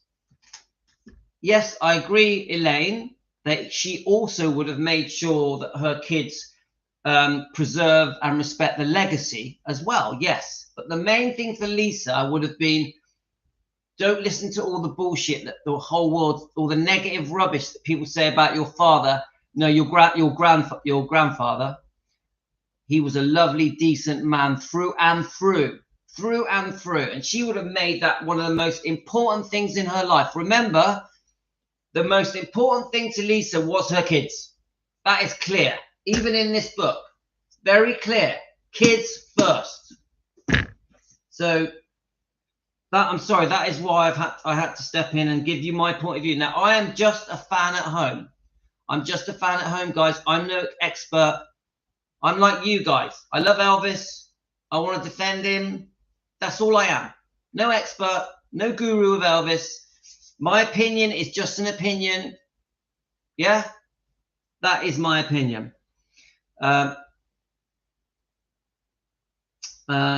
Let's have a look. So we're not going to use Scientology and the fact she was a kid to give you an excuse to hate on Riley. It's not going to happen, right? When P walked out on the stage, P took over the interview and it just didn't get finished. Yes, I completely agree, and we'll see that now. Yeah, Hidden Minds, Renee, 100% Lisa would have let her children know. Yes, Renee, she would have taught her children how kind and beautiful Elvis was in his soul, in his spirit, as a person. So no, I don't think Riley thinks bad of Elvis. No way, no way, never. Right. Of course Lisa did, but like I said, Riley resented Elvis when younger because of the grief and hurt that she was going through, and says that in her book. Nah, sorry, no, don't agree. You'd have to, you're going to have to send me that section so I can read it from my point of view and just see what I think of that. None of you are going to convince me that Riley didn't resented Elvis. That's just ridiculous, right?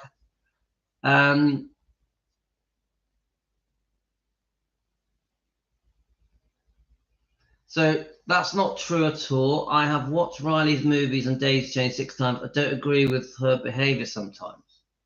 Yeah, I can tell. Rainbow, I know. I can see you don't like Riley, but don't get, I advise you to not get involved with hate.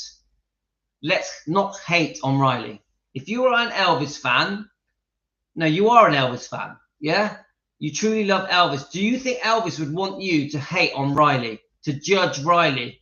Do you think Elvis would want that? His grandchild? No way. Do you think Lisa Marie, do you class yourself as a Lisa Marie fan?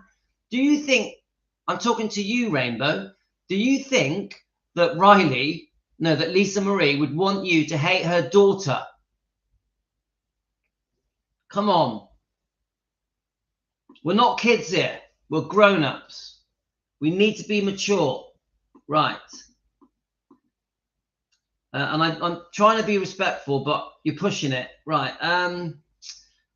They would have a closer connection if they met him. But yes, Lisa would have let them know how much. No, yeah, but Linda, not just that. Not just how much she adored her father. She would have really taught them his soul, his spirit, the kind of person he was. She would have a million times, I would say. She would have. I bet you Lisa spoke about Elvis, her father, constantly to her kids. Constantly. She never got over his death to the day she died. This is very clear in the book. The closeness is very clear in the book, and I haven't even read it yet. Riley herself said that she never had purposely played at an Elvis record. I know, I've seen all these little interviews. I've seen them. She's from a different generation. She's from a different. We're not talking about the music here. We're talking about the fact that Lisa Marie would have taught her kids to love Elvis. That's what we're talking about. To adore him, to understand him, to know his heart.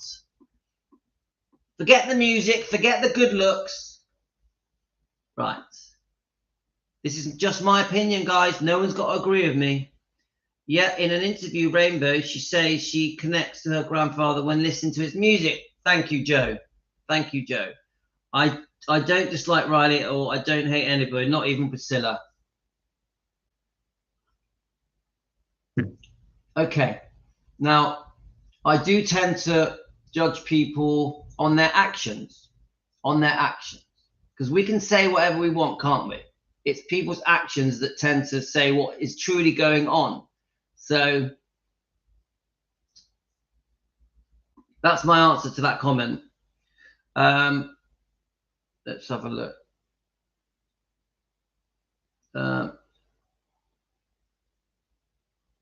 So Cheryl, she said multiple times, I don't hate her. Again, it's pretty obvious Cheryl and Rainbow are friends. Now, again, I say it's done on actions. If I'm seeing posts that are saying negative things about Riley, that is actions to me.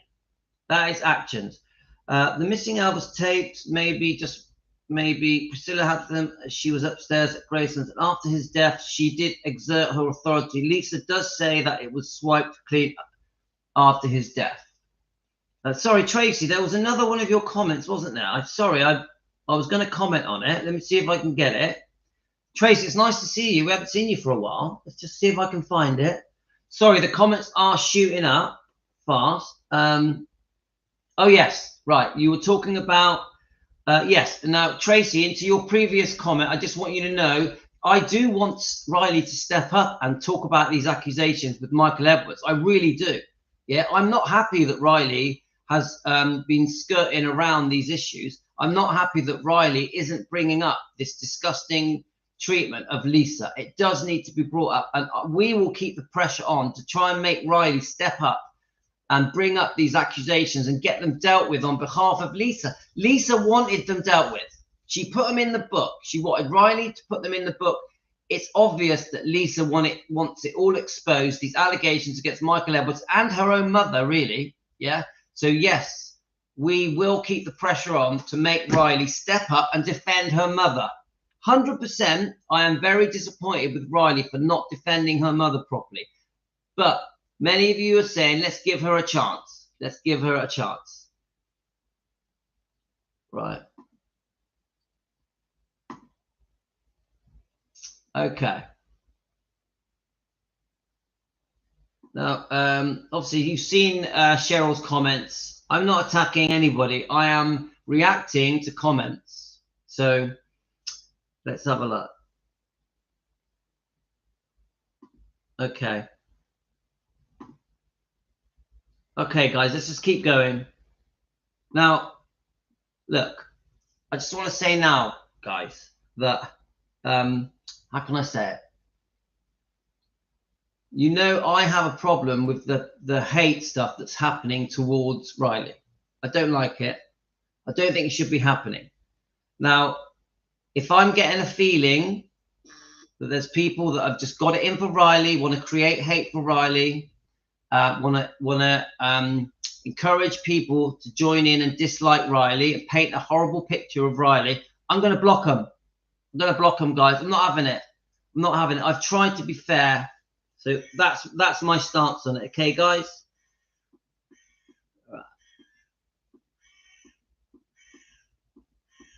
Well, Linda, you haven't read all the comments I've read. So I respect you, Linda. Thank you so much. But I'm not having Riley picked on. We are defending Elvis Presley, and fans want the truth, and we're going to do it properly. We are going to defend Elvis's bloodline, and it will include Riley, Finley, Harper. It will include them because they are Elvis's bloodline. They are Elvis's grandkids. And yes, we have strong opinions that we want Riley to stand up and defend her mother. Of course we do. Yeah, I really want Riley to bring up the Michael Edwards allegations. I really do. Yeah, but we're going to do it without bullying her and calling her names and creating hate and telling us that we're not Elvis fans unless we only support Elvis and Lisa. Is not going to do it. Cut it with me. I'm sorry. Really sorry. Yeah. So is it Vivek's off? Now remember, you've got to have a pretty thick skin here, guys. It is sensitive and it is touchy what we're talking about. Yeah, I am very loyal to Elvis and Lisa Marie and the bloodline, and I'm going to say it how I see it from my point of view. And it's going to get, some of you are going to be a bit irritated by what I say. Some of you are going to dislike me for what I say, but I won't just say what you guys want me to say just to keep people happy.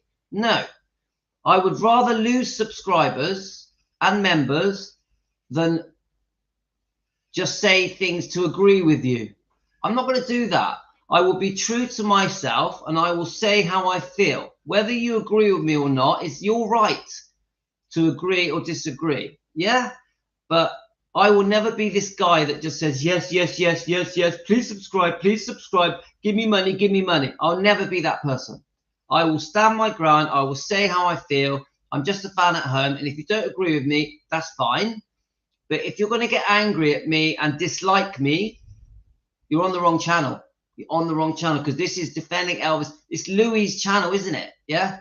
I have my version of things. Now, with Team Elvis, who I've spent 5 months with, getting to know, we have quite a similar view on many things, don't we? Yeah. So sometimes I'm going to put your nose out a bit, aren't I? Yeah. So I've had disagreements with a few of you, haven't I? But we're still friends. We still get on well. We still meet every day, even though we agree to disagree. But if people are going to start, someone just said that I was attacking Rainbow. No, I was replying to her comments. Yeah, it's obvious that Cheryl and Rainbow have got it in for Riley. It's obvious. Yeah, well, no, I'm not just going to go, well, okay, then that's all right. Nah. Right. Well, she has been there for 2 weeks, brown nose. Yes, Billy, let's have a look. I had a feeling that Riley included the abuse, knowing how it would reflect on Priscilla and the burial agreement. Smart chess move, Riley. Thank you, Tracy. Yeah, the Elvis tapes, I would like to, if any of you have any information about the Elvis tapes, Elaine, please forward it to me. I'd love to look it up. But Deborah, I'd love to find them, to hear about them.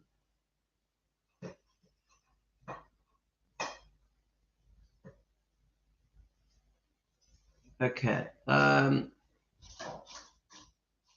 if I've upset anyone, I'm very sorry. I definitely don't mean to upset anyone. Linda, Linda Cudden, I'm very sorry if I've upset you. I don't mean to upset you. You know I love you. You're one of my favorite subscribers, members. Please don't take things the wrong way.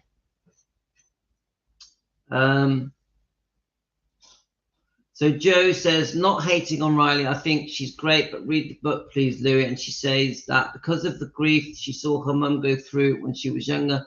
So no, okay, Joe, I will. I'll read it. Thank you, Joe. Now, obviously, our opinions can evolve as we start reading the book and as I start learning more. I'm no expert. Yeah, it would, wouldn't it, Tracy? It sure would. Oh, Linda, thank you. I don't like, especially my subscribers that have been with us for a long time. I definitely do not want to upset you, Linda. I definitely do not. Yeah, please. So, right, okay, let's carry on playing the. We need to carry on playing it, don't we? Am I ever going to play it? Right. Like soulmates. Right, I'll let the dog out while he barks his head off. Shouldn't have been married or something. I don't know. And they stayed together in the house. He was in her wedding. Like they were very close for a long time. And then he moved out. And then I don't know. He was everywhere all the time with us. And then when my brother passed, they moved in together. And they lived together until she died, platonically, as friends. And they'd fight all day. But it was very sweet. Like, yeah, you feel it. I mean, you feel very much that was something that was funny. Was like, when I was listening to the tapes, like, there were moments where she would be talking and doing the interviews, and she would go, I don't know, let me ask Danny. And then you'd wait, and then you'd hear Danny. She'd be like, Danny. And then he would come out of the kitchen and be like, what? And then she would kind of like fact check things with him. They would kind of argue over what happened. And so I got to hear all that on the tape, and it was very funny. That's sweet. Very sweet. This book is very much about grief and how you don't get over it. You have to move through it. I have a girlfriend of mine, her name is Cleo Wade. She is also a writer, and she writes about how we always want to just get over something. We want to get over it. How do we get over it? How do we get past it? And how you cannot get past it. You have to just move through it. And I cannot tell you how much I appreciate and see you for opening up this stage in the middle of your own grief, losing your mother and your brother. I know that you are in the middle of your journey right now, and my heart is just with you. Thank you.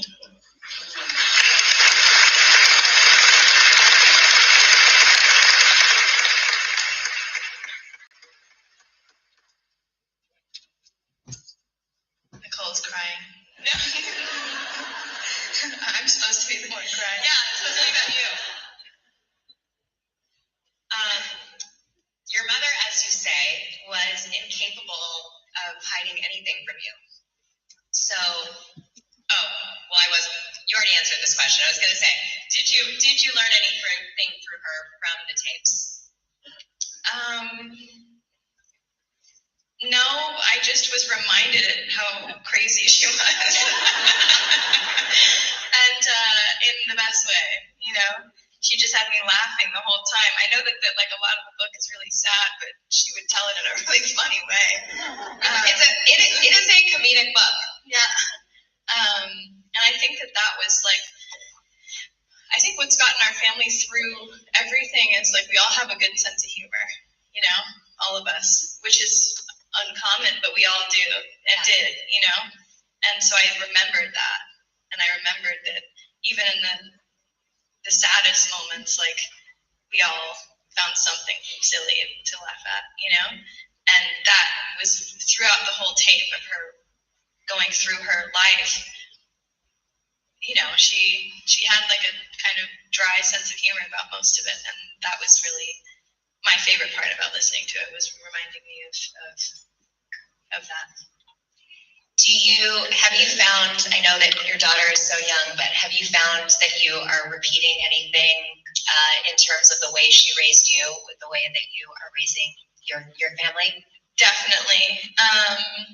It just kind of comes out of, I don't know if anyone else has had this experience, but like it just kind of comes out of my mouth. Like I don't even like think about it. It's just like the way that I talk to her is similar to the way she kind of talked to me. And I don't know if that's a Southern thing, if it's like it just comes out, Yeah. but it's definitely there.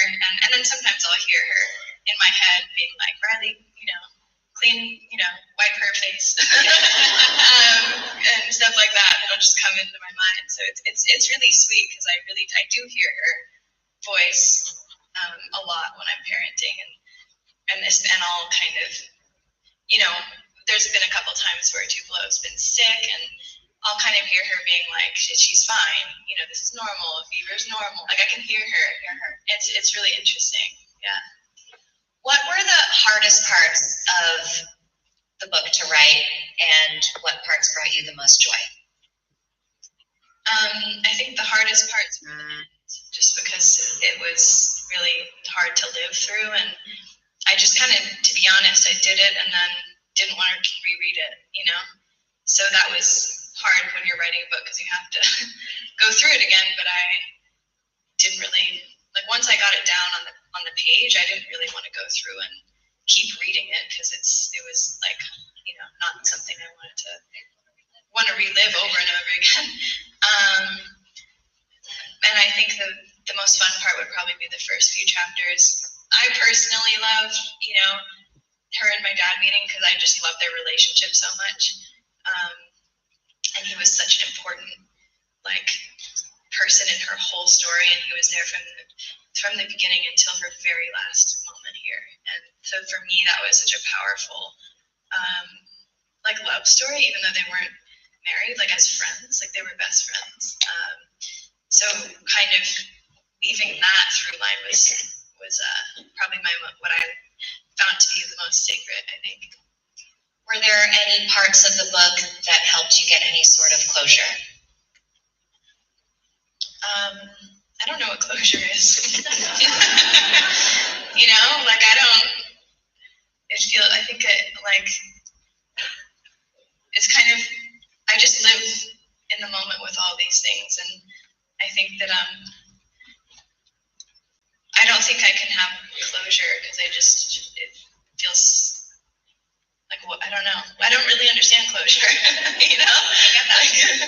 In this context anyway.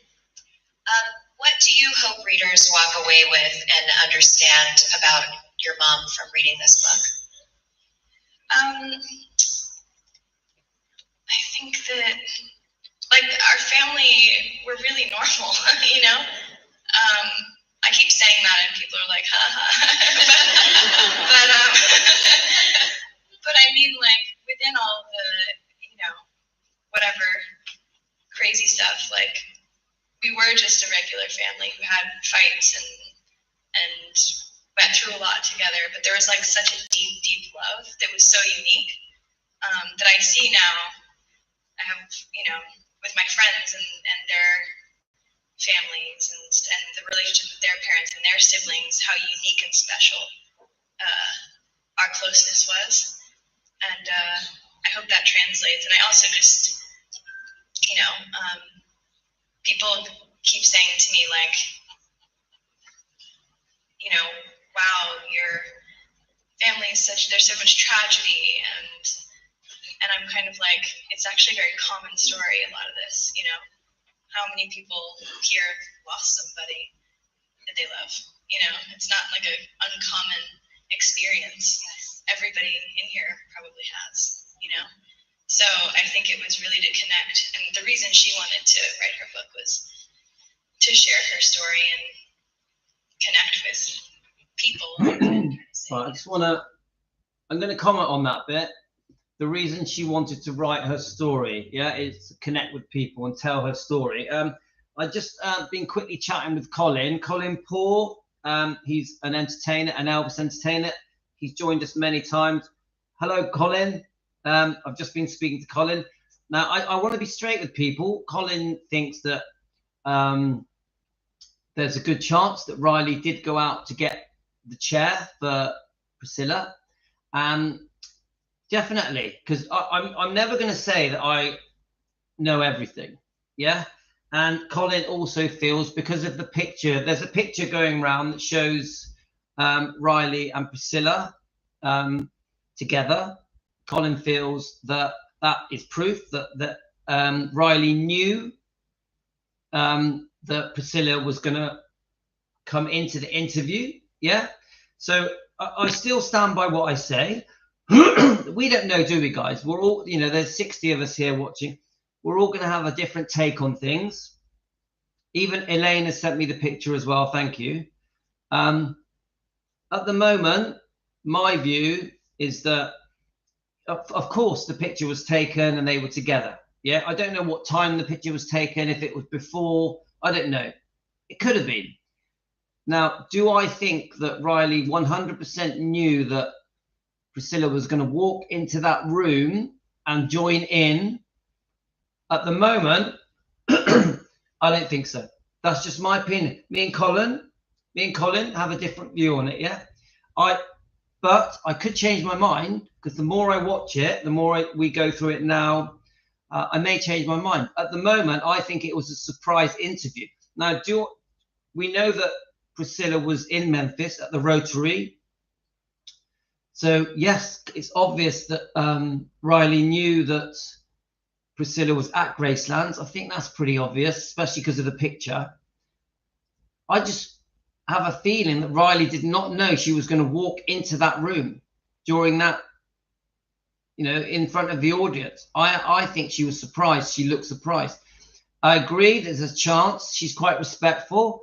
She may have gone off to get a chair, or she may not have done. We don't know. My view is that Elvis's granddaughter at Graceland isn't going to be carrying chairs around. That's just my view. But I will say this. There is a possibility that she may not have known Priscilla was going to come into that interview. There is a possibility. But there's, as Colin says, my friend Colin, check him out, by the way. He's on YouTube and on Facebook. He's an amazing entertainer, and he just has many interviews with amazing people like Mindy Miller, Todd Slaughter. This guy is a proper, he's really in the Elvis world in a completely different way than me. I am just a fan at home with opinions. Yeah, this guy goes around the world, yeah, with top Elvis people, Mindy Miller being one of them, and others. Yeah, but my point is, at the moment, I feel that it was a surprise that when Priscilla walked into that room. I also think because she was surprised, she quickly went to walk off to say something to someone. It could have been, get a chair. It could have been, what do I do now? It could have been her saying, this is a bit of a surprise, and then walking back on stage to face the interview. So I put it out there, guys. It was all planned, or it wasn't. Yeah, I'll be fair. And my mind is changeable. My mind is changeable. At the moment, I think it was a surprise. The more I learn about it, I may change my mind and go, do you know what? It wasn't a surprise. So I am plastic, yeah? I'm very movable with it. So anyway, let's carry on playing.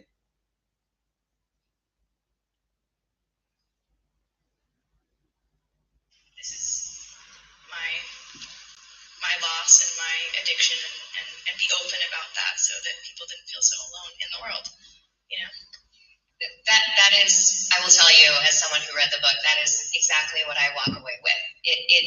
There is so much sadness in the book, but it also is, it's a family story, and it's really beautiful, and you are laughing and crying, and also just like watching a sitcom, just a good old-fashioned family sitcom at the same time. And it's a very warm book, you know, and I already told you this. I think my biggest takeaway is just the level of understanding, forgiveness, empathy you have for your parents. It's not something that everyone has with their parents. I know I don't.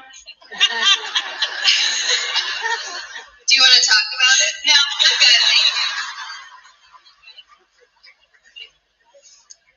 Okay, I do. No. Speaking of family, yeah, I think we need another chair because we have a surprise. Do we have another chair?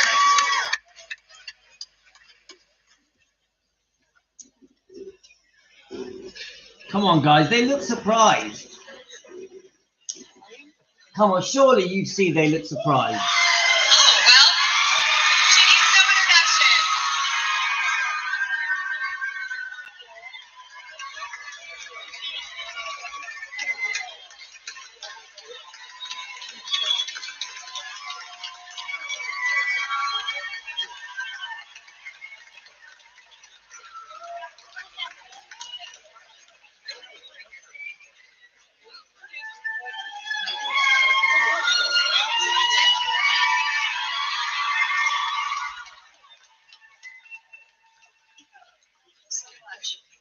Wow.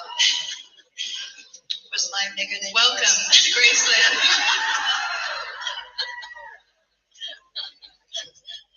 Okay, so I have to comment on that bit. Now, you know, yeah, I can see that the way that Riley walks off it's not a big deal, is it? She only walks one way and back for a few seconds. We'll never really know why. Yeah. I will say this: they do look surprised. Now, do any of you think they don't look surprised? Honestly, please, they look surprised. They're like, they're all doing that. Now, can I rewind this without ruining it? Right, I'll play it one more time. Now, I accept I could be wrong. I could be wrong. So I know Amy Collett was there as well. She was definitely surprised. Now, one thing I have heard is that they weren't staying together. They were in different hotels. Someone has told me that. I think it was Amy, yeah?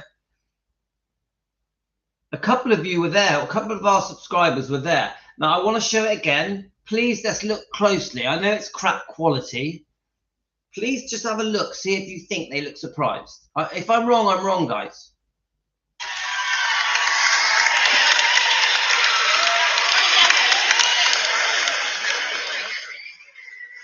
Now, let me go back a bit further.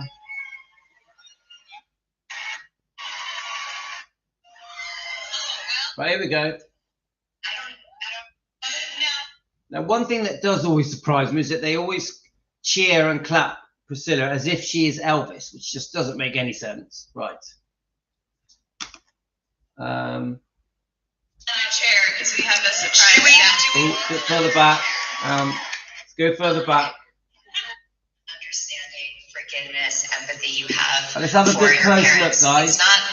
It's not something that everyone has with their parents. I know I don't. Do you want to talk about it? No, I'm good. Thank you. Okay, I do. No. Speaking of family, yeah, I think we need another chair because we have a surprise. Do we have another chair?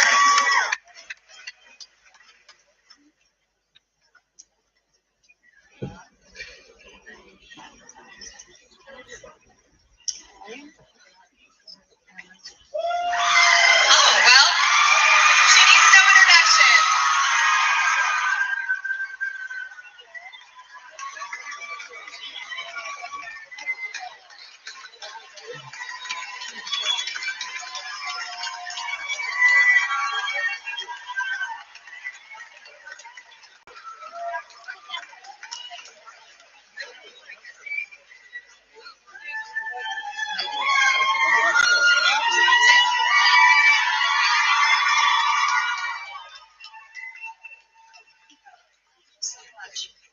Wow. Was mine bigger than Welcome yours? To Graceland. So, you know, the whole welcome to Graceland was mine bigger than yours. I don't know. I know Elaine says it was all in the script. Well, we'll never know, will we, guys? But very interesting. Right, let's just carry on. We need to get through it now, don't we? Because we've been on for quite a long time. Right. Let's press play. I was going to introduce you. I was waiting for the chair to come out, but You need no introduction. Everyone is so excited that you're here, and it's an honor for me to be able to sit here with you and introduce you.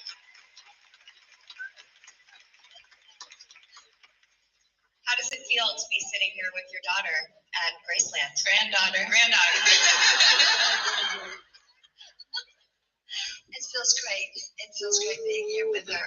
I mean, we have so many memories, but you know, just who she is today and how she just is her own person. And I'm very proud of her, and I love our time together, and to be here especially. So I'm a very proud grandmother.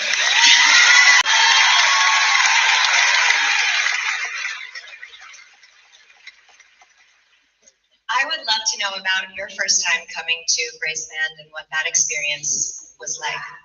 Oh my goodness. I was only 17 when I first saw Graceland. That was something Elvis always wanted me to see when I was with him, and well, we were together in Germany, and that's all he talked about was Graceland. And he had just bought the home just like a year or so before.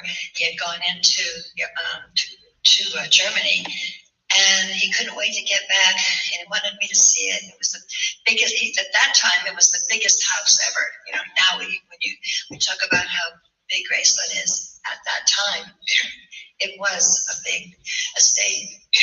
So I came in just before it got dark, and we went through the gates, and I looked at the house and all the property, and I went, wow, I could never imagine how beautiful it was in my head, because I had nothing to compare it to.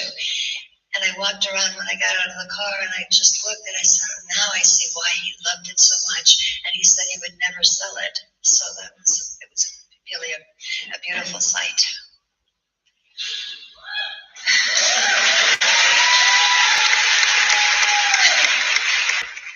Speaking of stories, I would also love to hear some stories about Lisa Marie as a teenager, because she talks in depth about how wild she was.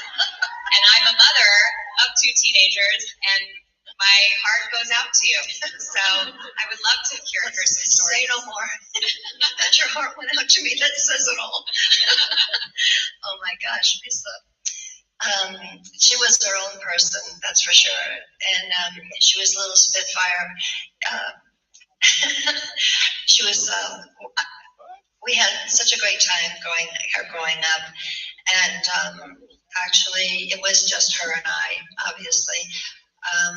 Elvis had passed, and tried very much to keep her busy. I took her to Europe, and I took her actually out of school because the kids at school were asking questions, and I asked the teachers to please put any paper away that it comes out about Elvis passing, and stories about us, and just to keep her out of the limelight of all what was going on.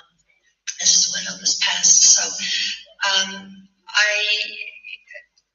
it was good for her to get away, to go into different countries, and we went everywhere. We went to every toy store, especially, and I got her all the toys and 2 suitcases coming back.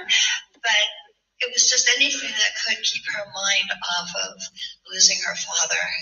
And we were there for a good almost 2 weeks, and it was helpful. I just wanted all the paper. I made sure that when we were out, that when the papers would come out, and it was right in front of us, that they would take it away. The same thing here in the States. So she didn't see any of that. But let me just pause that. In a minute, Riley jumps in and says that she wanted I think she said something like she wanted to know more about Lisa if she truanted from school. Is that right? I think. Yeah, so Tracy, I have watched that 3 times, but yeah, I've forgotten bits of it. I do tend to watch things through before I do it with you guys, but sometimes I don't. Sometimes I want it to be fresh. I want to get a fresh reaction from me and a fresh reaction from you guys. So sometimes I actually prefer it when I've never watched it. So I think Priscilla very quickly takes over. Like I think the Nicole asked the question about having a teenage daughter. What's it like? All that stuff. And I think Priscilla grabs that opportunity to suddenly make it all about her life with Lisa as a teenager, growing up with Lisa, you know, being a mother of Lisa. And I think this is when this part of the interview is when she is trying to get fans around the world back on side. Now, she knows that that interview is going to go around the world. Yeah. Obviously, you've got the people in the audience, but no, millions of people are going to watch this. Yeah. So this is the beginning of her trying to, it's damage limitation. Now, do any of you agree with this? This now is damage limitation. This is like, right, I'm on stage with Riley, so we must be getting on well. We must have a good relationship. The public are obviously wrong because look, we're sat together at Graceland. Obviously, a big thing for her is, look, I'm back at Graceland. Yeah. So then, oh, because I'm talking with Riley about family and stuff, there's no rift between me and Riley. The things in the book may be wrong. Now, she knows that there has been headline news about the Michael Edwards abuse. She also knows fans are very concerned that Priscilla is the mother. And when Lisa was 10, 11, 12, 13, 14, those years, the years of alleged abuse from Michael Edwards, she was the mother. She was in charge.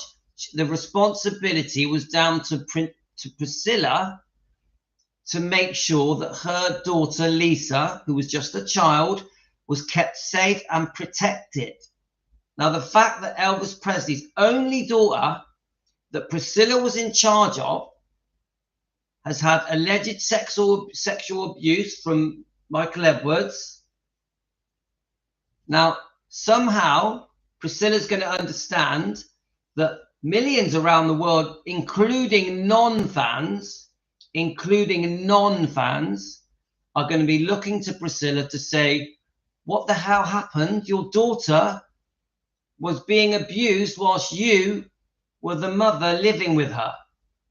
They've also got opinions about the fact that Priscilla would go off and pursue her career, yeah, whether it be fragrances or acting or whatever she was doing, modeling, and she would leave Lisa with Michael Edwards. Michael Edwards was like her dad, but there are alleged sexual allegations against him, abuse, yeah. So she knows that this book, in the beginning part of this book, I know that it's going to change as we go into this book. She knows that the public are like, what the hell happened when you were on the watch, when you were in charge of your daughter with your boyfriend?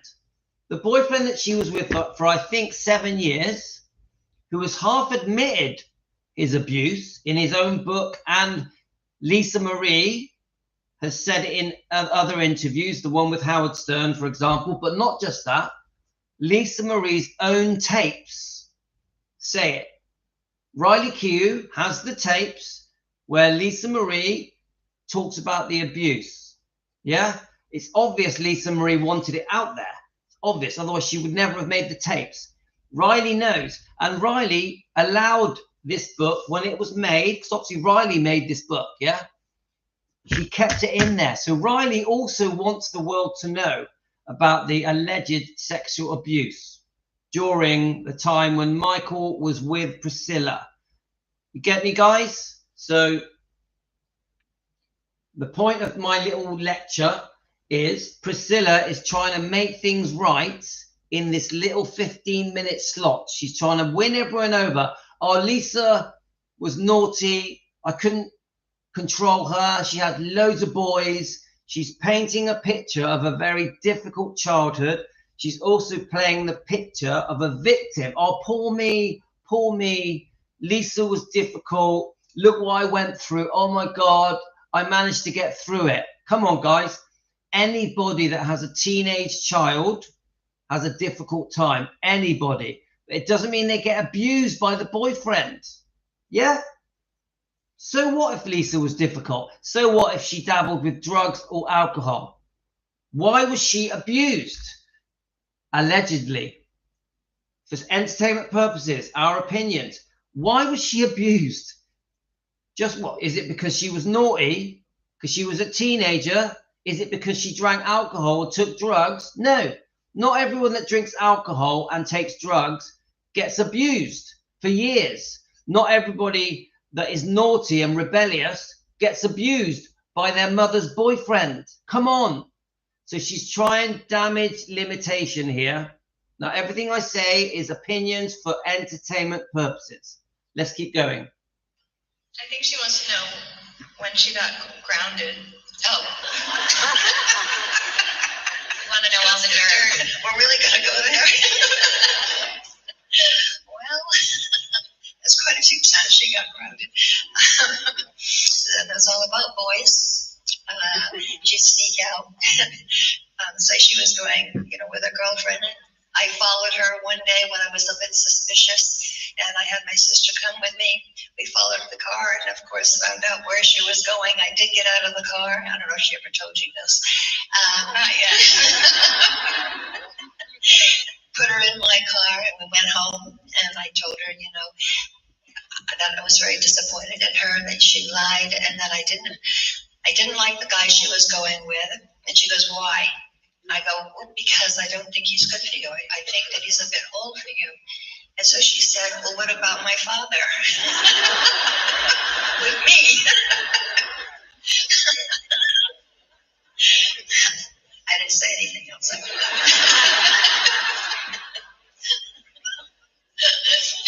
That's a good one. What ways do you think that you and Lisa Marie were different? And what ways do you think that you were very much alike? Oh boy, that's a good question.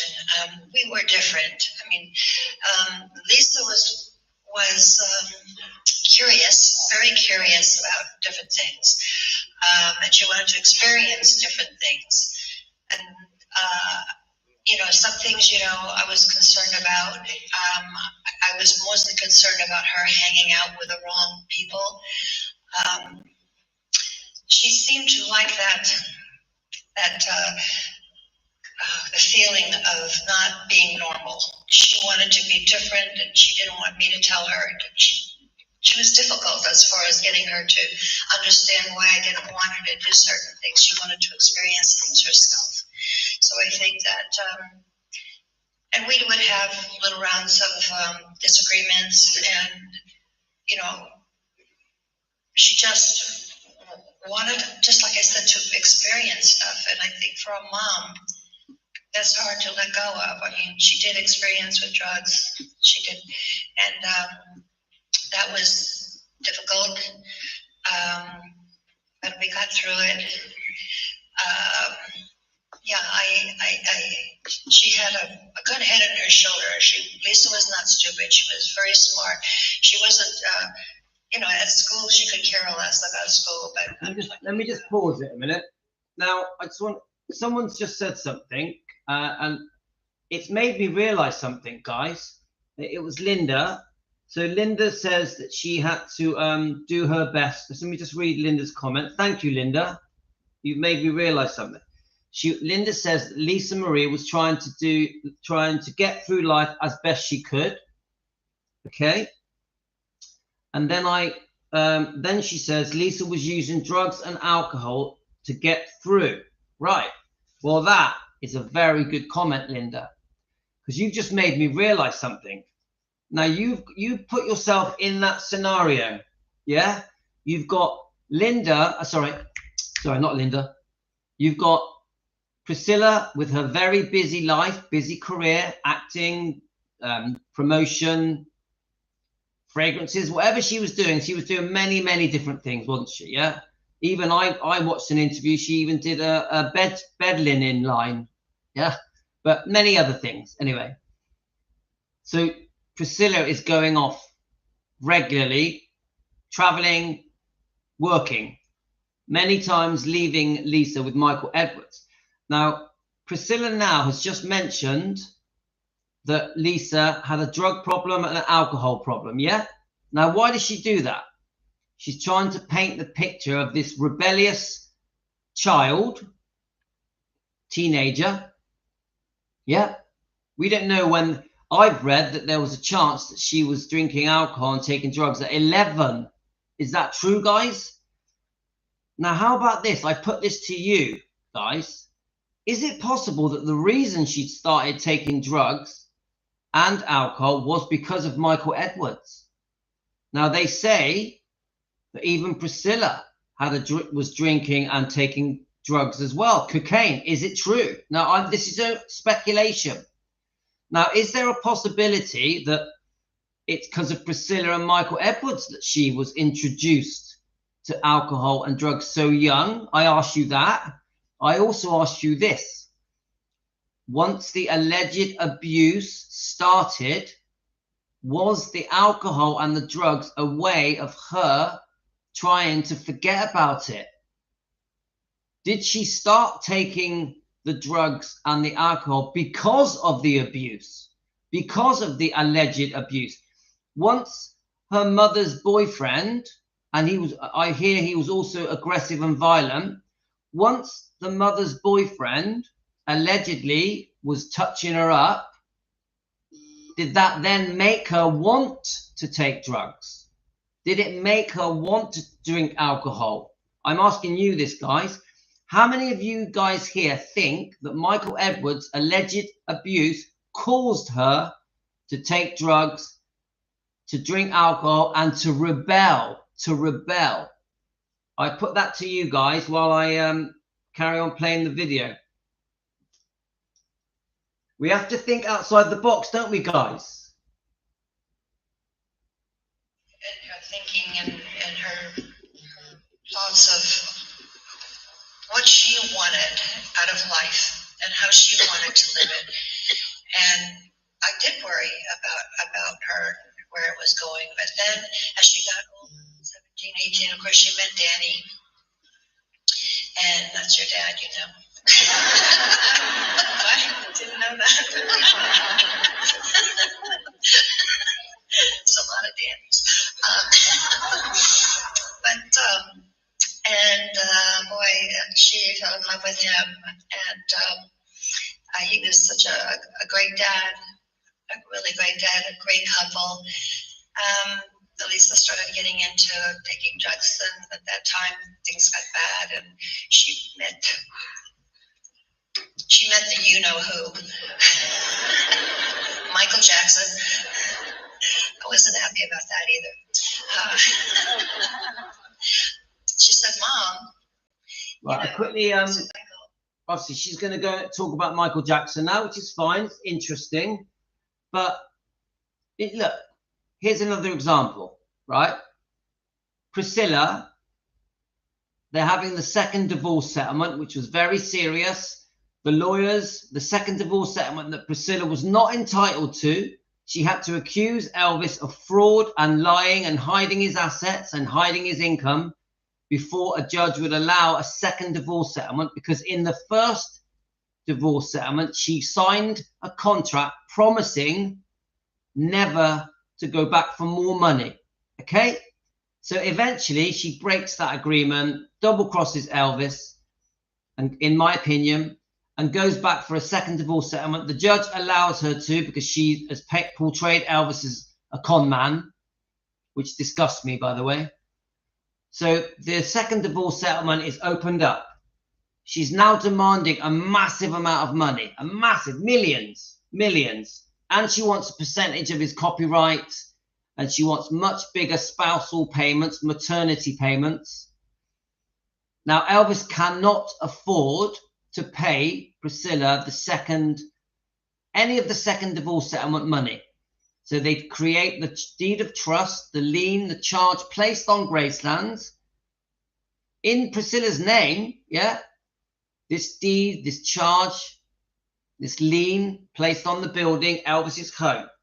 And the reason they created the deed of trust to place the lien on Graceland, because Elvis had no money.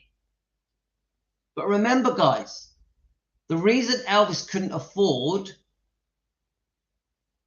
to pay Priscilla, because Priscilla had already had his money. Priscilla had already had Elvis's money. So she had Elvis over a barrel. She had already squandered a fortune of Elvis's money. So yes, Elvis couldn't afford to pay Priscilla for the second divorce settlement, but it was Priscilla's fault because she had had all his money. Now, the reason I bring up that example, and it was just an opinion for entertainment purposes, she's doing the same now with Lisa, with the drugs and alcohol. She's there portraying her daughter as a rebellious child that ran after boys, which is typical of a teenager, that she was involved in alcohol and drugs. But how do we not know that the reason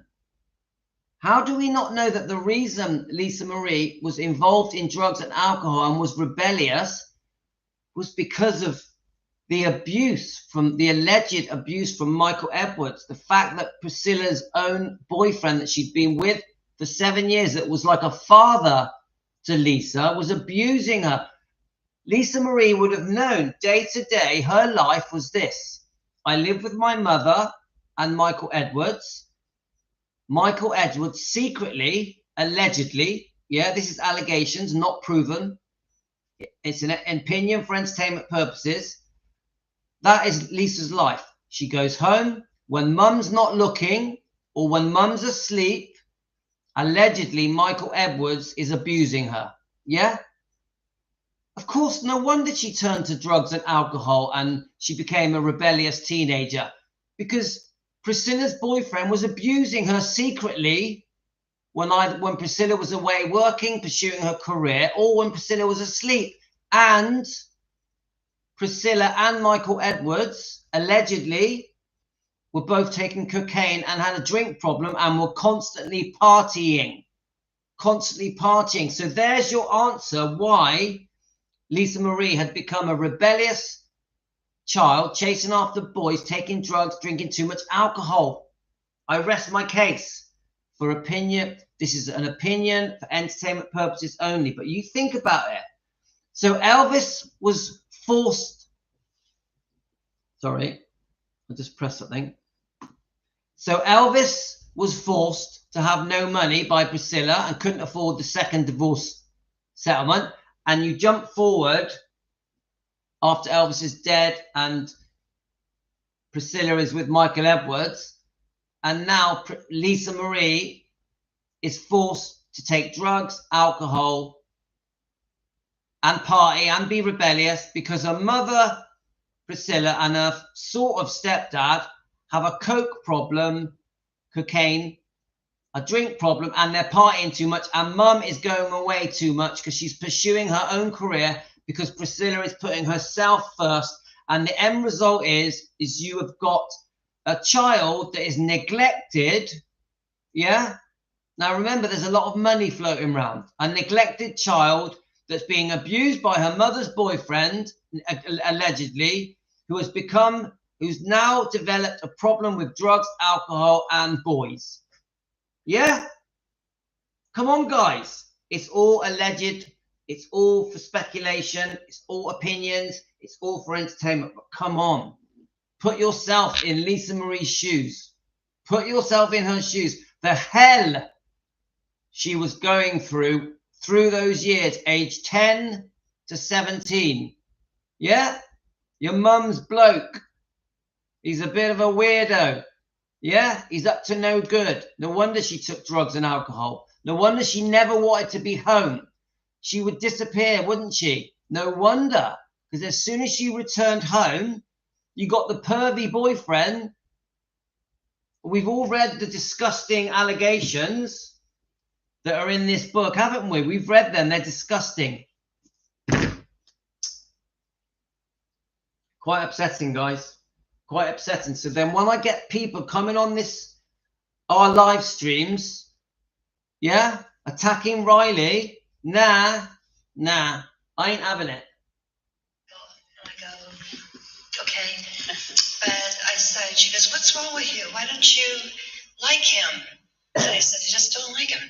She said, well, why? I go, I don't know. And all of a sudden you two meet and then you tell me me that he wants to get married, and I know he was a big Elvis fan. I knew why he wanted to marry her.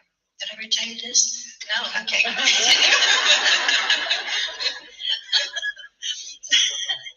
But I did know, and that was the reason why. And she found that out, actually. She realized it. She hardly ever saw him. And she would call me up and say, you know, Michael hasn't been home for 4 days. I don't know where he is. So I said, well, didn't he call you, or didn't he tell you when he left where he was going? Did you hear this one? You know. Are you bragging? No. I just don't want to. I already said I don't want to say. Did you like Michael? I did. You did? I did. I was 6. Oh, you were 6? I had a great time. I bet. So, yeah, I was not happy about it. I knew that it wouldn't last. And she said, we were walking in Hawaii on the beach. Walking on Hawaii. We were walking in Hawaii on the beach. And so we're talking. And she was saying, so when do you think we're getting married, Michael and I? And I said, you're what? And she said, we're getting married. And I said, Lisa, you need more time with him. You haven't had enough time. You rarely see him as it is. So she goes, no, Mom, we're in love. I want to marry him. Well, obviously they did. And sure enough, when they got married, she hardly saw him. She called me up and said, Mom, I have no idea where Michael is. I can't reach him. He won't answer the phone. This is true. Did she tell you that?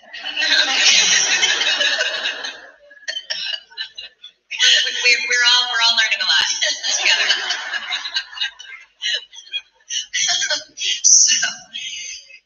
So anyway, Lisa did find out, the fact that she couldn't find him, the fact that, he was a lot different than, who she expected him to be, and called me up one day and said, Mom, you were right. I really want to get a divorce. And so I didn't want to rub it in. So I said, well, okay, do what you need to do. Yes.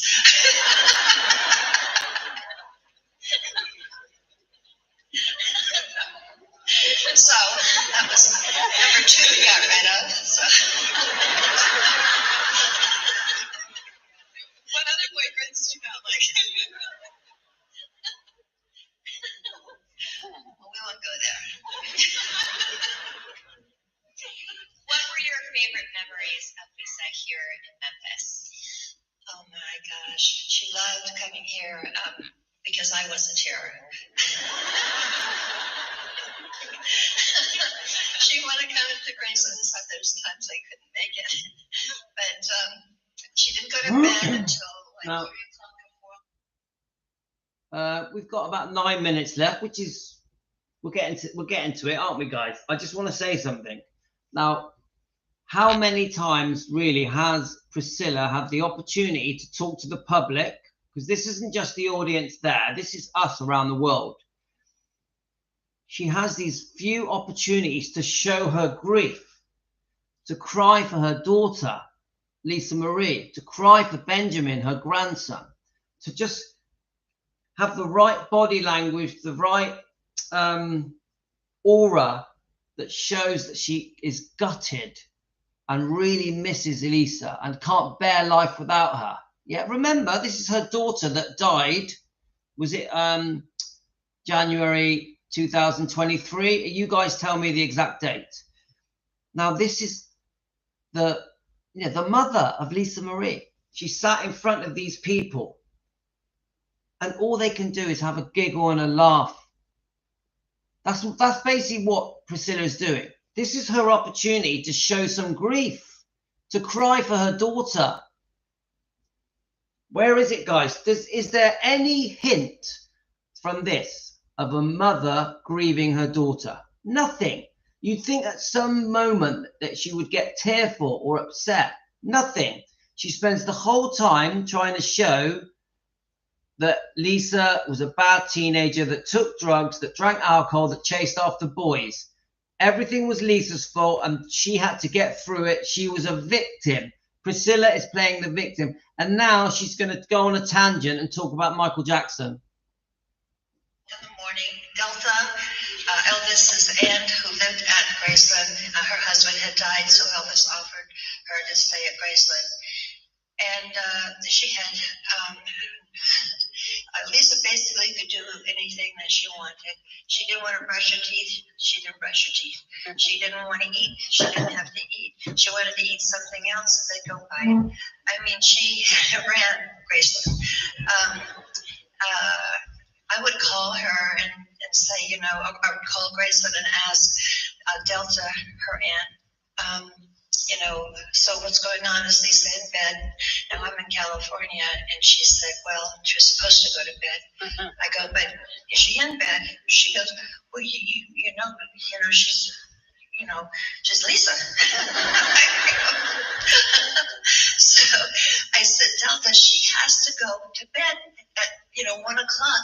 3 o'clock is way too late. She goes, well, damn, hell, she's not going to listen to me. You know that. I couldn't win for losing. So she wrote the song Raven about you. She wrote the song Raven about you, which she talks about in the book. What does that song mean to you? It means a lot. It really means a lot. When she had me listen to the song, it was very difficult because, you know, it was such a beautiful song. And we've had our little ups and downs. We always, you know, worked it out. But that song, you know, touched me. Truly, it touched me. And it was her way of showing the love that she had for me.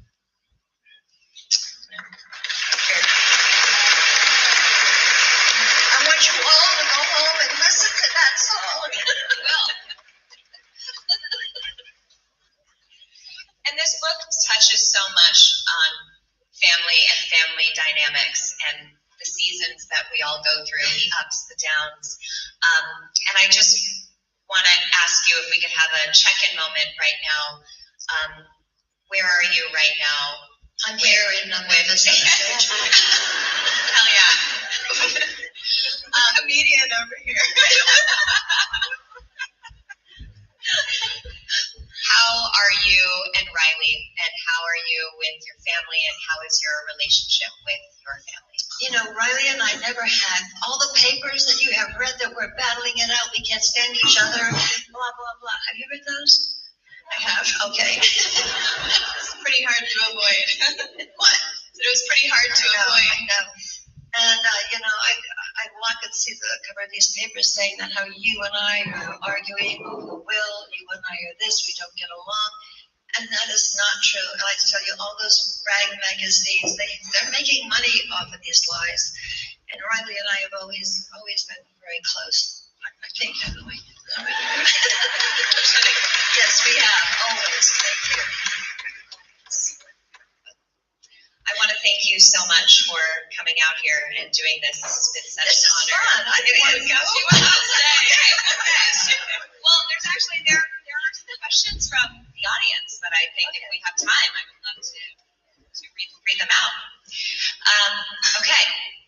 This is for Riley. If you could spend one day with your grandfather Elvis, what would you want to talk to him about? And what do you want him to know about you? Oh. One whole day. One day. Oh, okay. I don't know.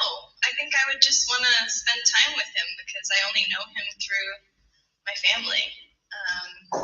And get to see if he fit the image I had of him in my head through her and my mom.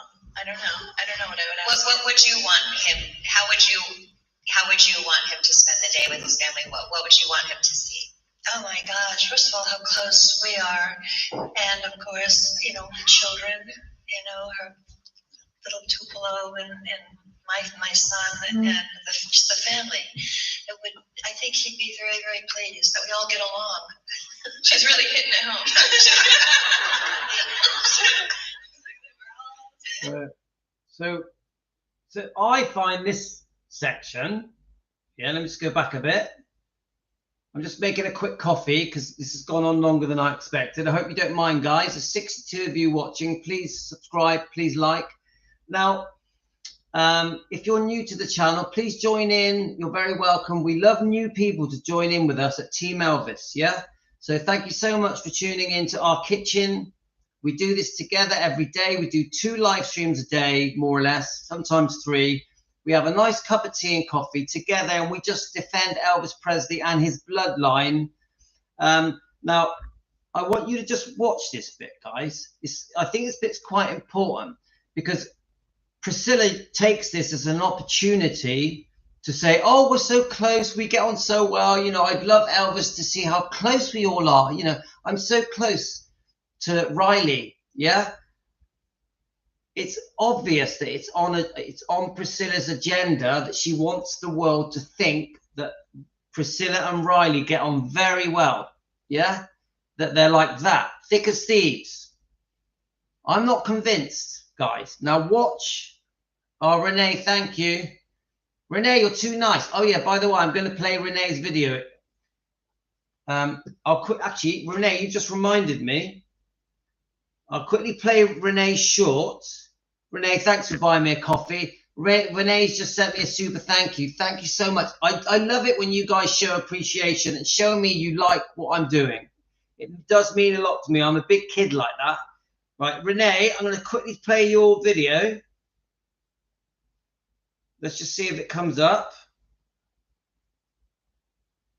Right, Renee, just done a little short here. I hope it's going to work. Oh, let's get the volume on. Presley, not true. Right, and we need to get the volume on.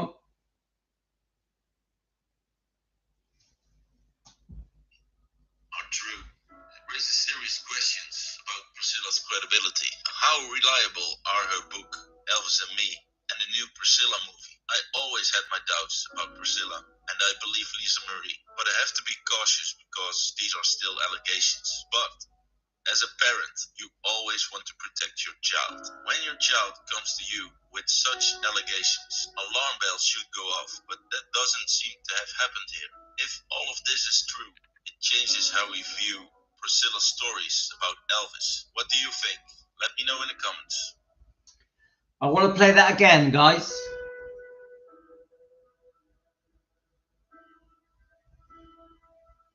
Let's just see if it keeps playing.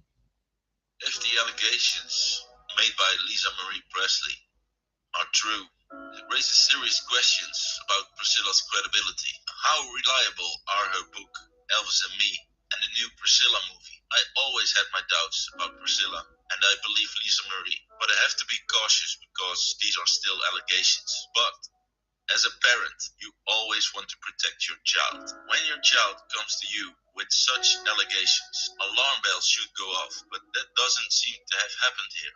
If all of this is true, it changes how we view Priscilla's stories about Elvis. What do you think? Let me know in the comments. Guys, that is Renee at Hidden Minds. I'll just type in his name. Please jump over and subscribe to it. His channel is brilliant, and he's going to start doing some lives as well. So let's support Renee when he does live streams. Let's join him and let's build up the community there so we can get some great chats going on his live streams. Now, remember why I like Renee, Hidden Minds?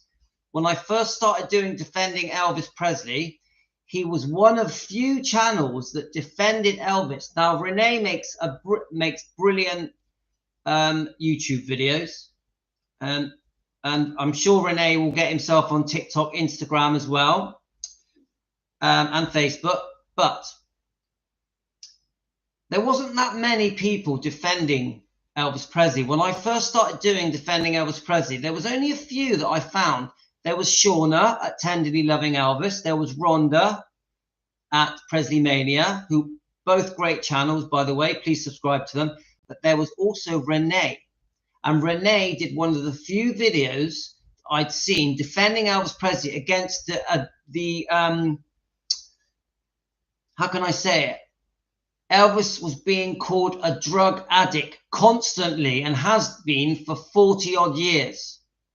Renee comes up with a brilliant video that describes his chronic medical sickness and explains why he was taking so much medication, that he was not an addict in the sense of the word that people generally think. He wasn't a street addict. He wasn't. He was a chronically sick, ill man that was desperate for help, and he turned to the pills and the doctors and the nurses for help. And Renee was one of the few videos that showed me that. Now that got my attention, and that is why I highly recommended Renee at Hidden Minds, guys. So when I give people credit, there's a good reason for it. I don't just do it for the sake of it. I don't do it to get subscribers and likes. I do it because they're good. They're good. Yeah. Anyway, let's go back to the this video. Now look, Priscilla uses this as an opportunity. You'll see what she says, but the reaction from Riley. So Priscilla is like, "Oh yes, I'm really close. I'm really close to Riley." But the reaction is a bit hesitant. Watch it, guys. Close we are, and of course. Let me just go back a bit. Now remember, I'll quickly say, guys, I think Priscilla has taken every opportunity in this short little period of time, 15 minutes, to change the world's perception of her, to try and change the damage that this book has done to Priscilla. Damage limitation. That's what is happening here with Priscilla. And Riley is being duped into allowing it, in my opinion. I think I would just want to spend time with him because I only know him through my family. And just get to, I see if he fit the image I had of him in my head through her and my mom. I don't know what I would ask. What would you want him? How would you want him to spend the day with his family? What would you want him to see? Oh my gosh! First of all, how close we are, and of course, the children, her little Tupelo and my son and just the family. I think he'd be very, very pleased that we all get along. She's really hitting it home. We're all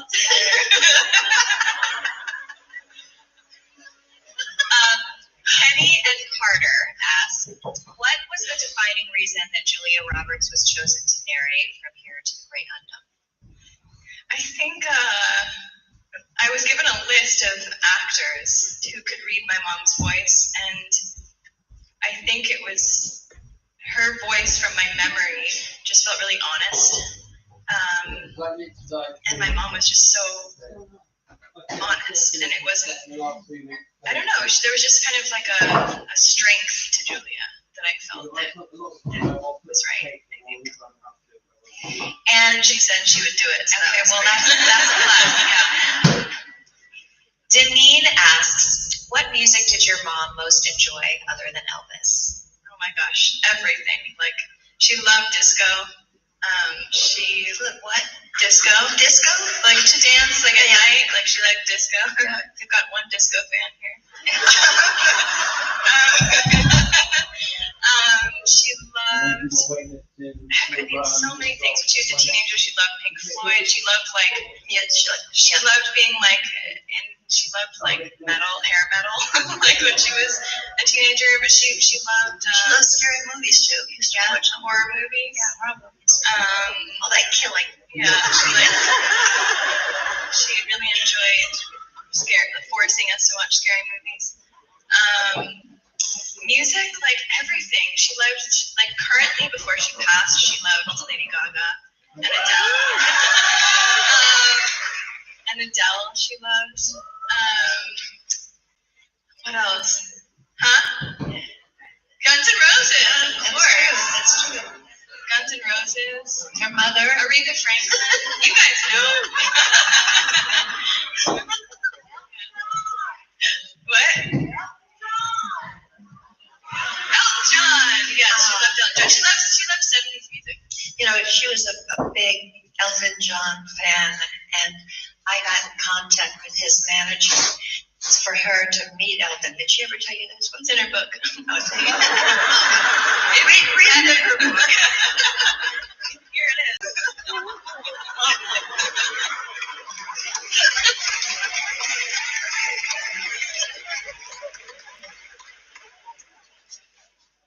So we are, on that note, it is actually time to wrap this up, but I just want to give Priscilla we can stay.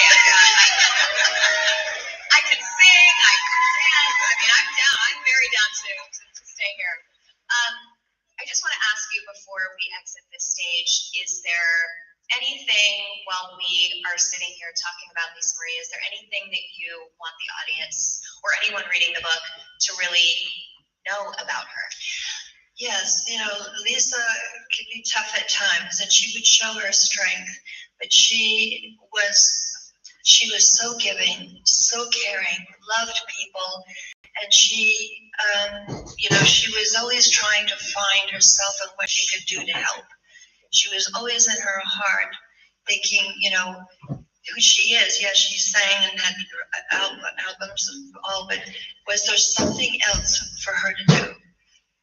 Is there a plan for her? And she would talk to me about it, and she'd say, Mom, I have all this fame, but I don't feel like I'm using it how I should use. And I said, well, you can do anything you want. And she goes, but I don't know what I want. I just want to reach out to people. And that was how she had a big heart, right? She had a really big heart. And if anyone was in trouble, she's the first one to be there. She was a very loving person. Yeah. Thank you. Thank you so much. Thank you both. Thank you all for coming. Thank you. Thank you.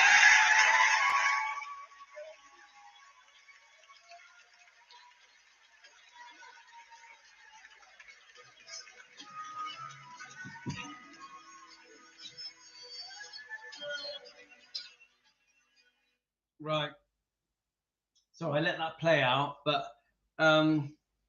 guys, even in those last few words from Priscilla, where's the grief, guys? Where's the grief? If it was me and I was saying a few last words on behalf of my daughter that had died in 2023, I'd probably start crying. I probably wouldn't be able to bring myself to say how I feel. It would be too upsetting for me. I probably couldn't even get 5 words out. That's just how I am. So I don't relate to that. But one thing she did say was that Lisa Marie wanted to reach out. She wanted to reach out, didn't she? She goes, oh, my daughter, she always wanted to reach out to the people, to the fans, yeah? And I'll tell you now, guys, she really did reach out, didn't she?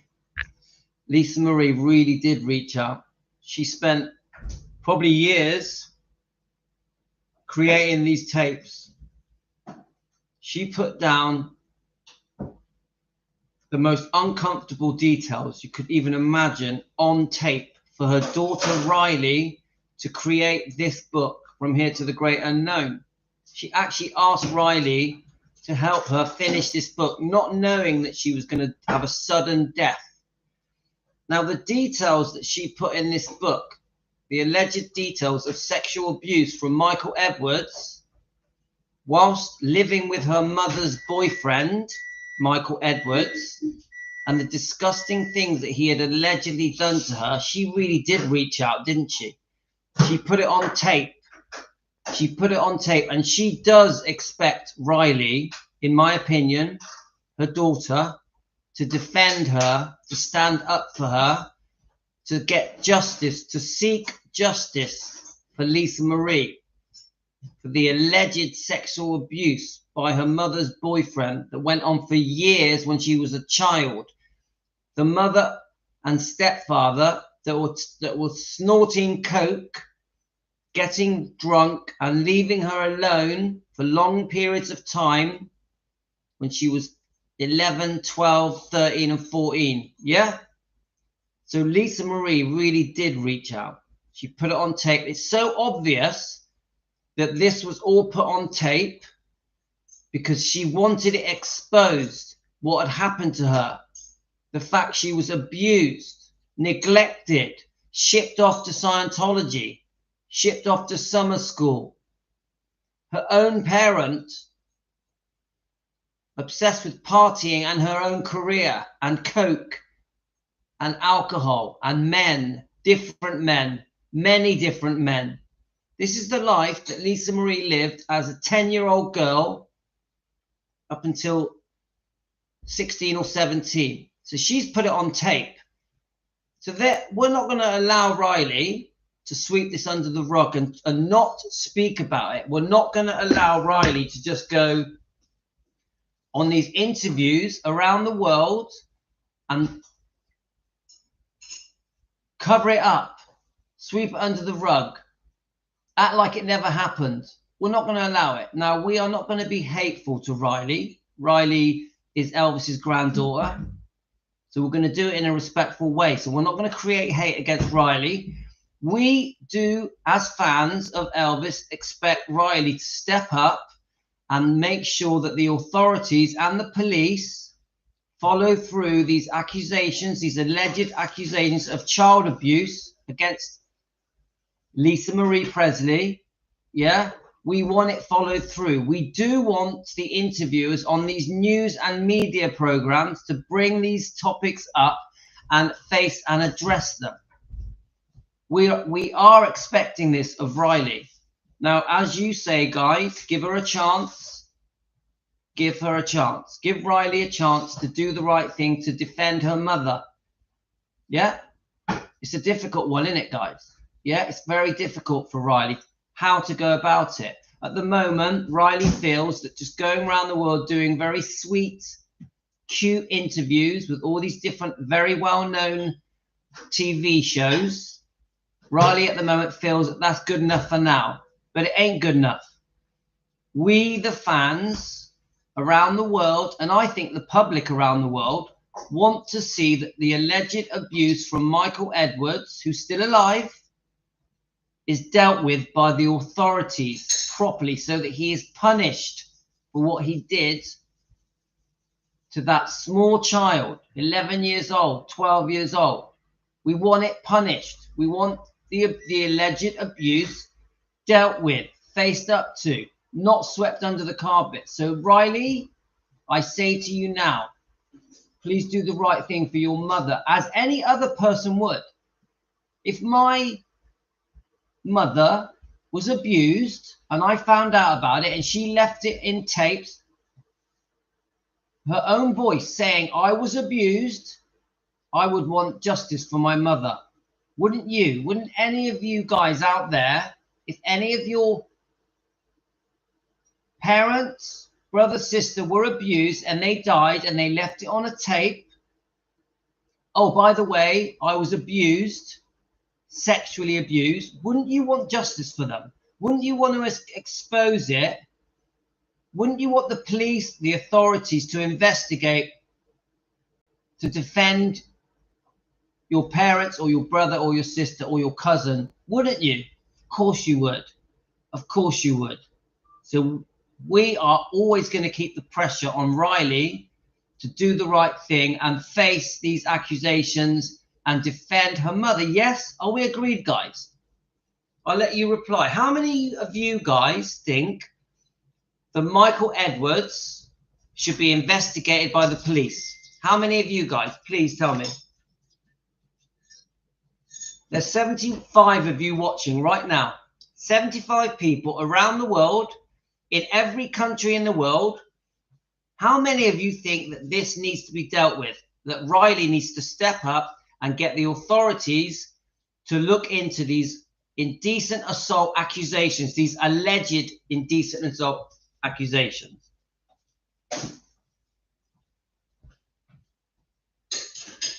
So Terelia, hi Terelia, as a survivor of childhood sexual abuse, this needs to be dealt with. The tapes are her mum's voice and evidence. Thank you. Welcome to Team Elvis. Welcome to our channel. Thank you so much. Hidden Minds, Renee, I agree. that these accusations also include Priscilla, because Priscilla, as her mother, was the carer. Priscilla, it says in the book that Priscilla knew these things were going on. So thank you, Renee. Yes, Priscilla needs to be held accountable and responsible that she was looking after Lisa Marie as a 10, 11, 12, 13-year-old girl. And when Lisa Marie tried to tell Priscilla, Priscilla fobbed her off and said, stop being naughty. That's why he spanked you. When the truth is, he was sexually spanking her, allegedly. All of this is allegedly for entertainment purposes and just opinions. Thank you, Renee. Finola, yes, investigate him. Carolyn, 100%, yes, investigate him. So we've got El Regina, yes. We've got Ozark, yeah.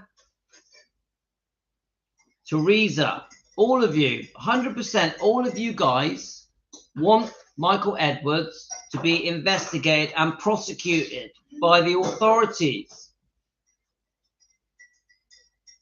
Right, Lorna, my dad was my everything. He was my king. I worshipped the ground he walked on. I'll never get over his dear. Thank you, Lorna. But so I'm reading I'm missing a few of your comments, but I can see this is quite upsetting for many of you, isn't it? Brings back some bad memories. It touches a nerve, doesn't it? It touches a nerve. It brings us to tears. It's very emotional. Now, together, Team Elvis, Elvis fans, even if you're non-Elvis fans, even if you're Priscilla fans, all of you can understand that this book, From Here to the Great Unknown, has exposed some very, very serious wrongdoing. Very serious. On Priscilla Presley's part and Michael Edwards. It's all alleged. But we are disgusted and angry and upset with it. We all love and adore Lisa Marie, Elvis's only daughter, Elvis's only child. Now, I believe that Elvis would look to Riley to defend Lisa. I really do believe that. And yes, it's going to be tough for Riley. It's going to be awkward. There's potential lawsuits. She's in a very difficult position, but I don't care. Riley, you are going to have to face this. We're not going to cover this in ice cream. We're not going to sugarcoat this. We're going to face it and deal with it. Because I tell you now, the fans are hurting. The fans are hurting. Yeah? Now, unfortunately, this situation where Priscilla joined in this Graceland book signing event, it's a way of Priscilla with damage limitation. She's trying to win the fans back over. She's trying to give the impression that Lisa Marie is lying, that it's not true, that she was a druggie, an alkie, chasing after men. This is the impression that Priscilla is giving out through this, what we have just watched now. I personally think that Priscilla was not meant to be in that room. I do think she was at Graceland, yes. I do think that for whatever reason, they can't stop Priscilla walking into Graceland. There must be legal reasons. But I do also think that Priscilla was determined to be in that room and have her say, to try and undo some of the damage that this book has caused to her reputation and image. But tough, because we're here, and we're going to deal with it, guys. Anyway, I'm going to go. We've been here for 3 hours. It's our longest live stream we've ever had, and it's the most people watching at any time that we've ever had. If you've enjoyed what I've done, please send me a super thank you, buy us a coffee, anything that shows some appreciation for the time I'm putting into this. But guys, please subscribe, please like. It's very important. Thank you so much for the likes and subscriptions. Please become a member. It's only $1 a month. Now remember, guys, this is just the beginning. This is just the beginning. We have an uphill battle here of trying to get justice for Lisa Marie, for what abuse that she went through, alleged abuse. And together as fans, as Team Elvis, the fans around the world, the non-fans as well, the Priscilla fans as well, we are gonna help Elvis get justice for Lisa Marie Presley. And we're gonna do it using Riley Q. Riley, we beg that you deal with these very serious allegations against Michael Edwards. Please, for your mother, get justice for Lisa Marie Presley.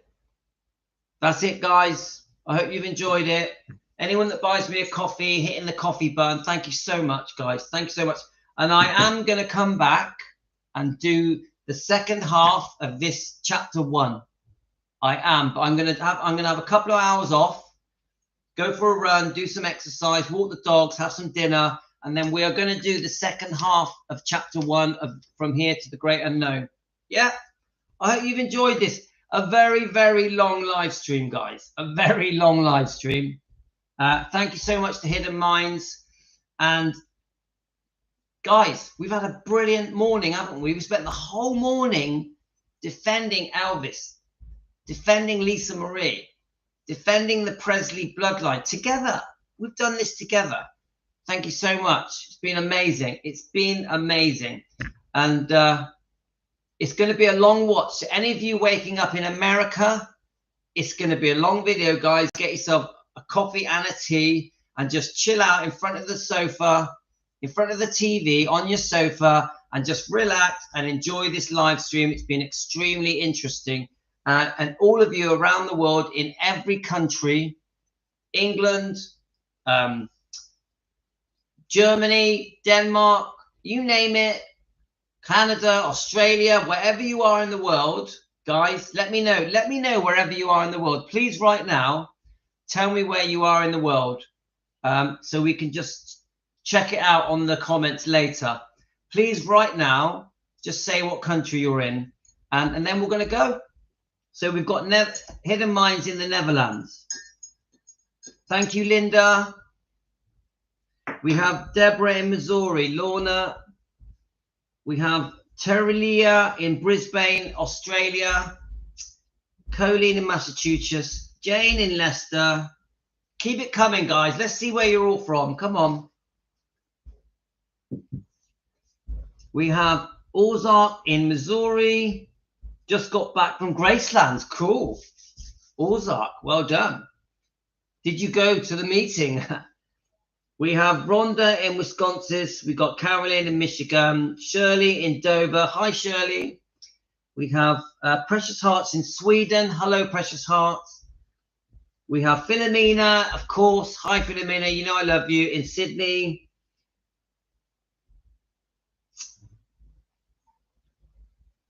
Now, Elaine, of course, is from the UK, Manchester.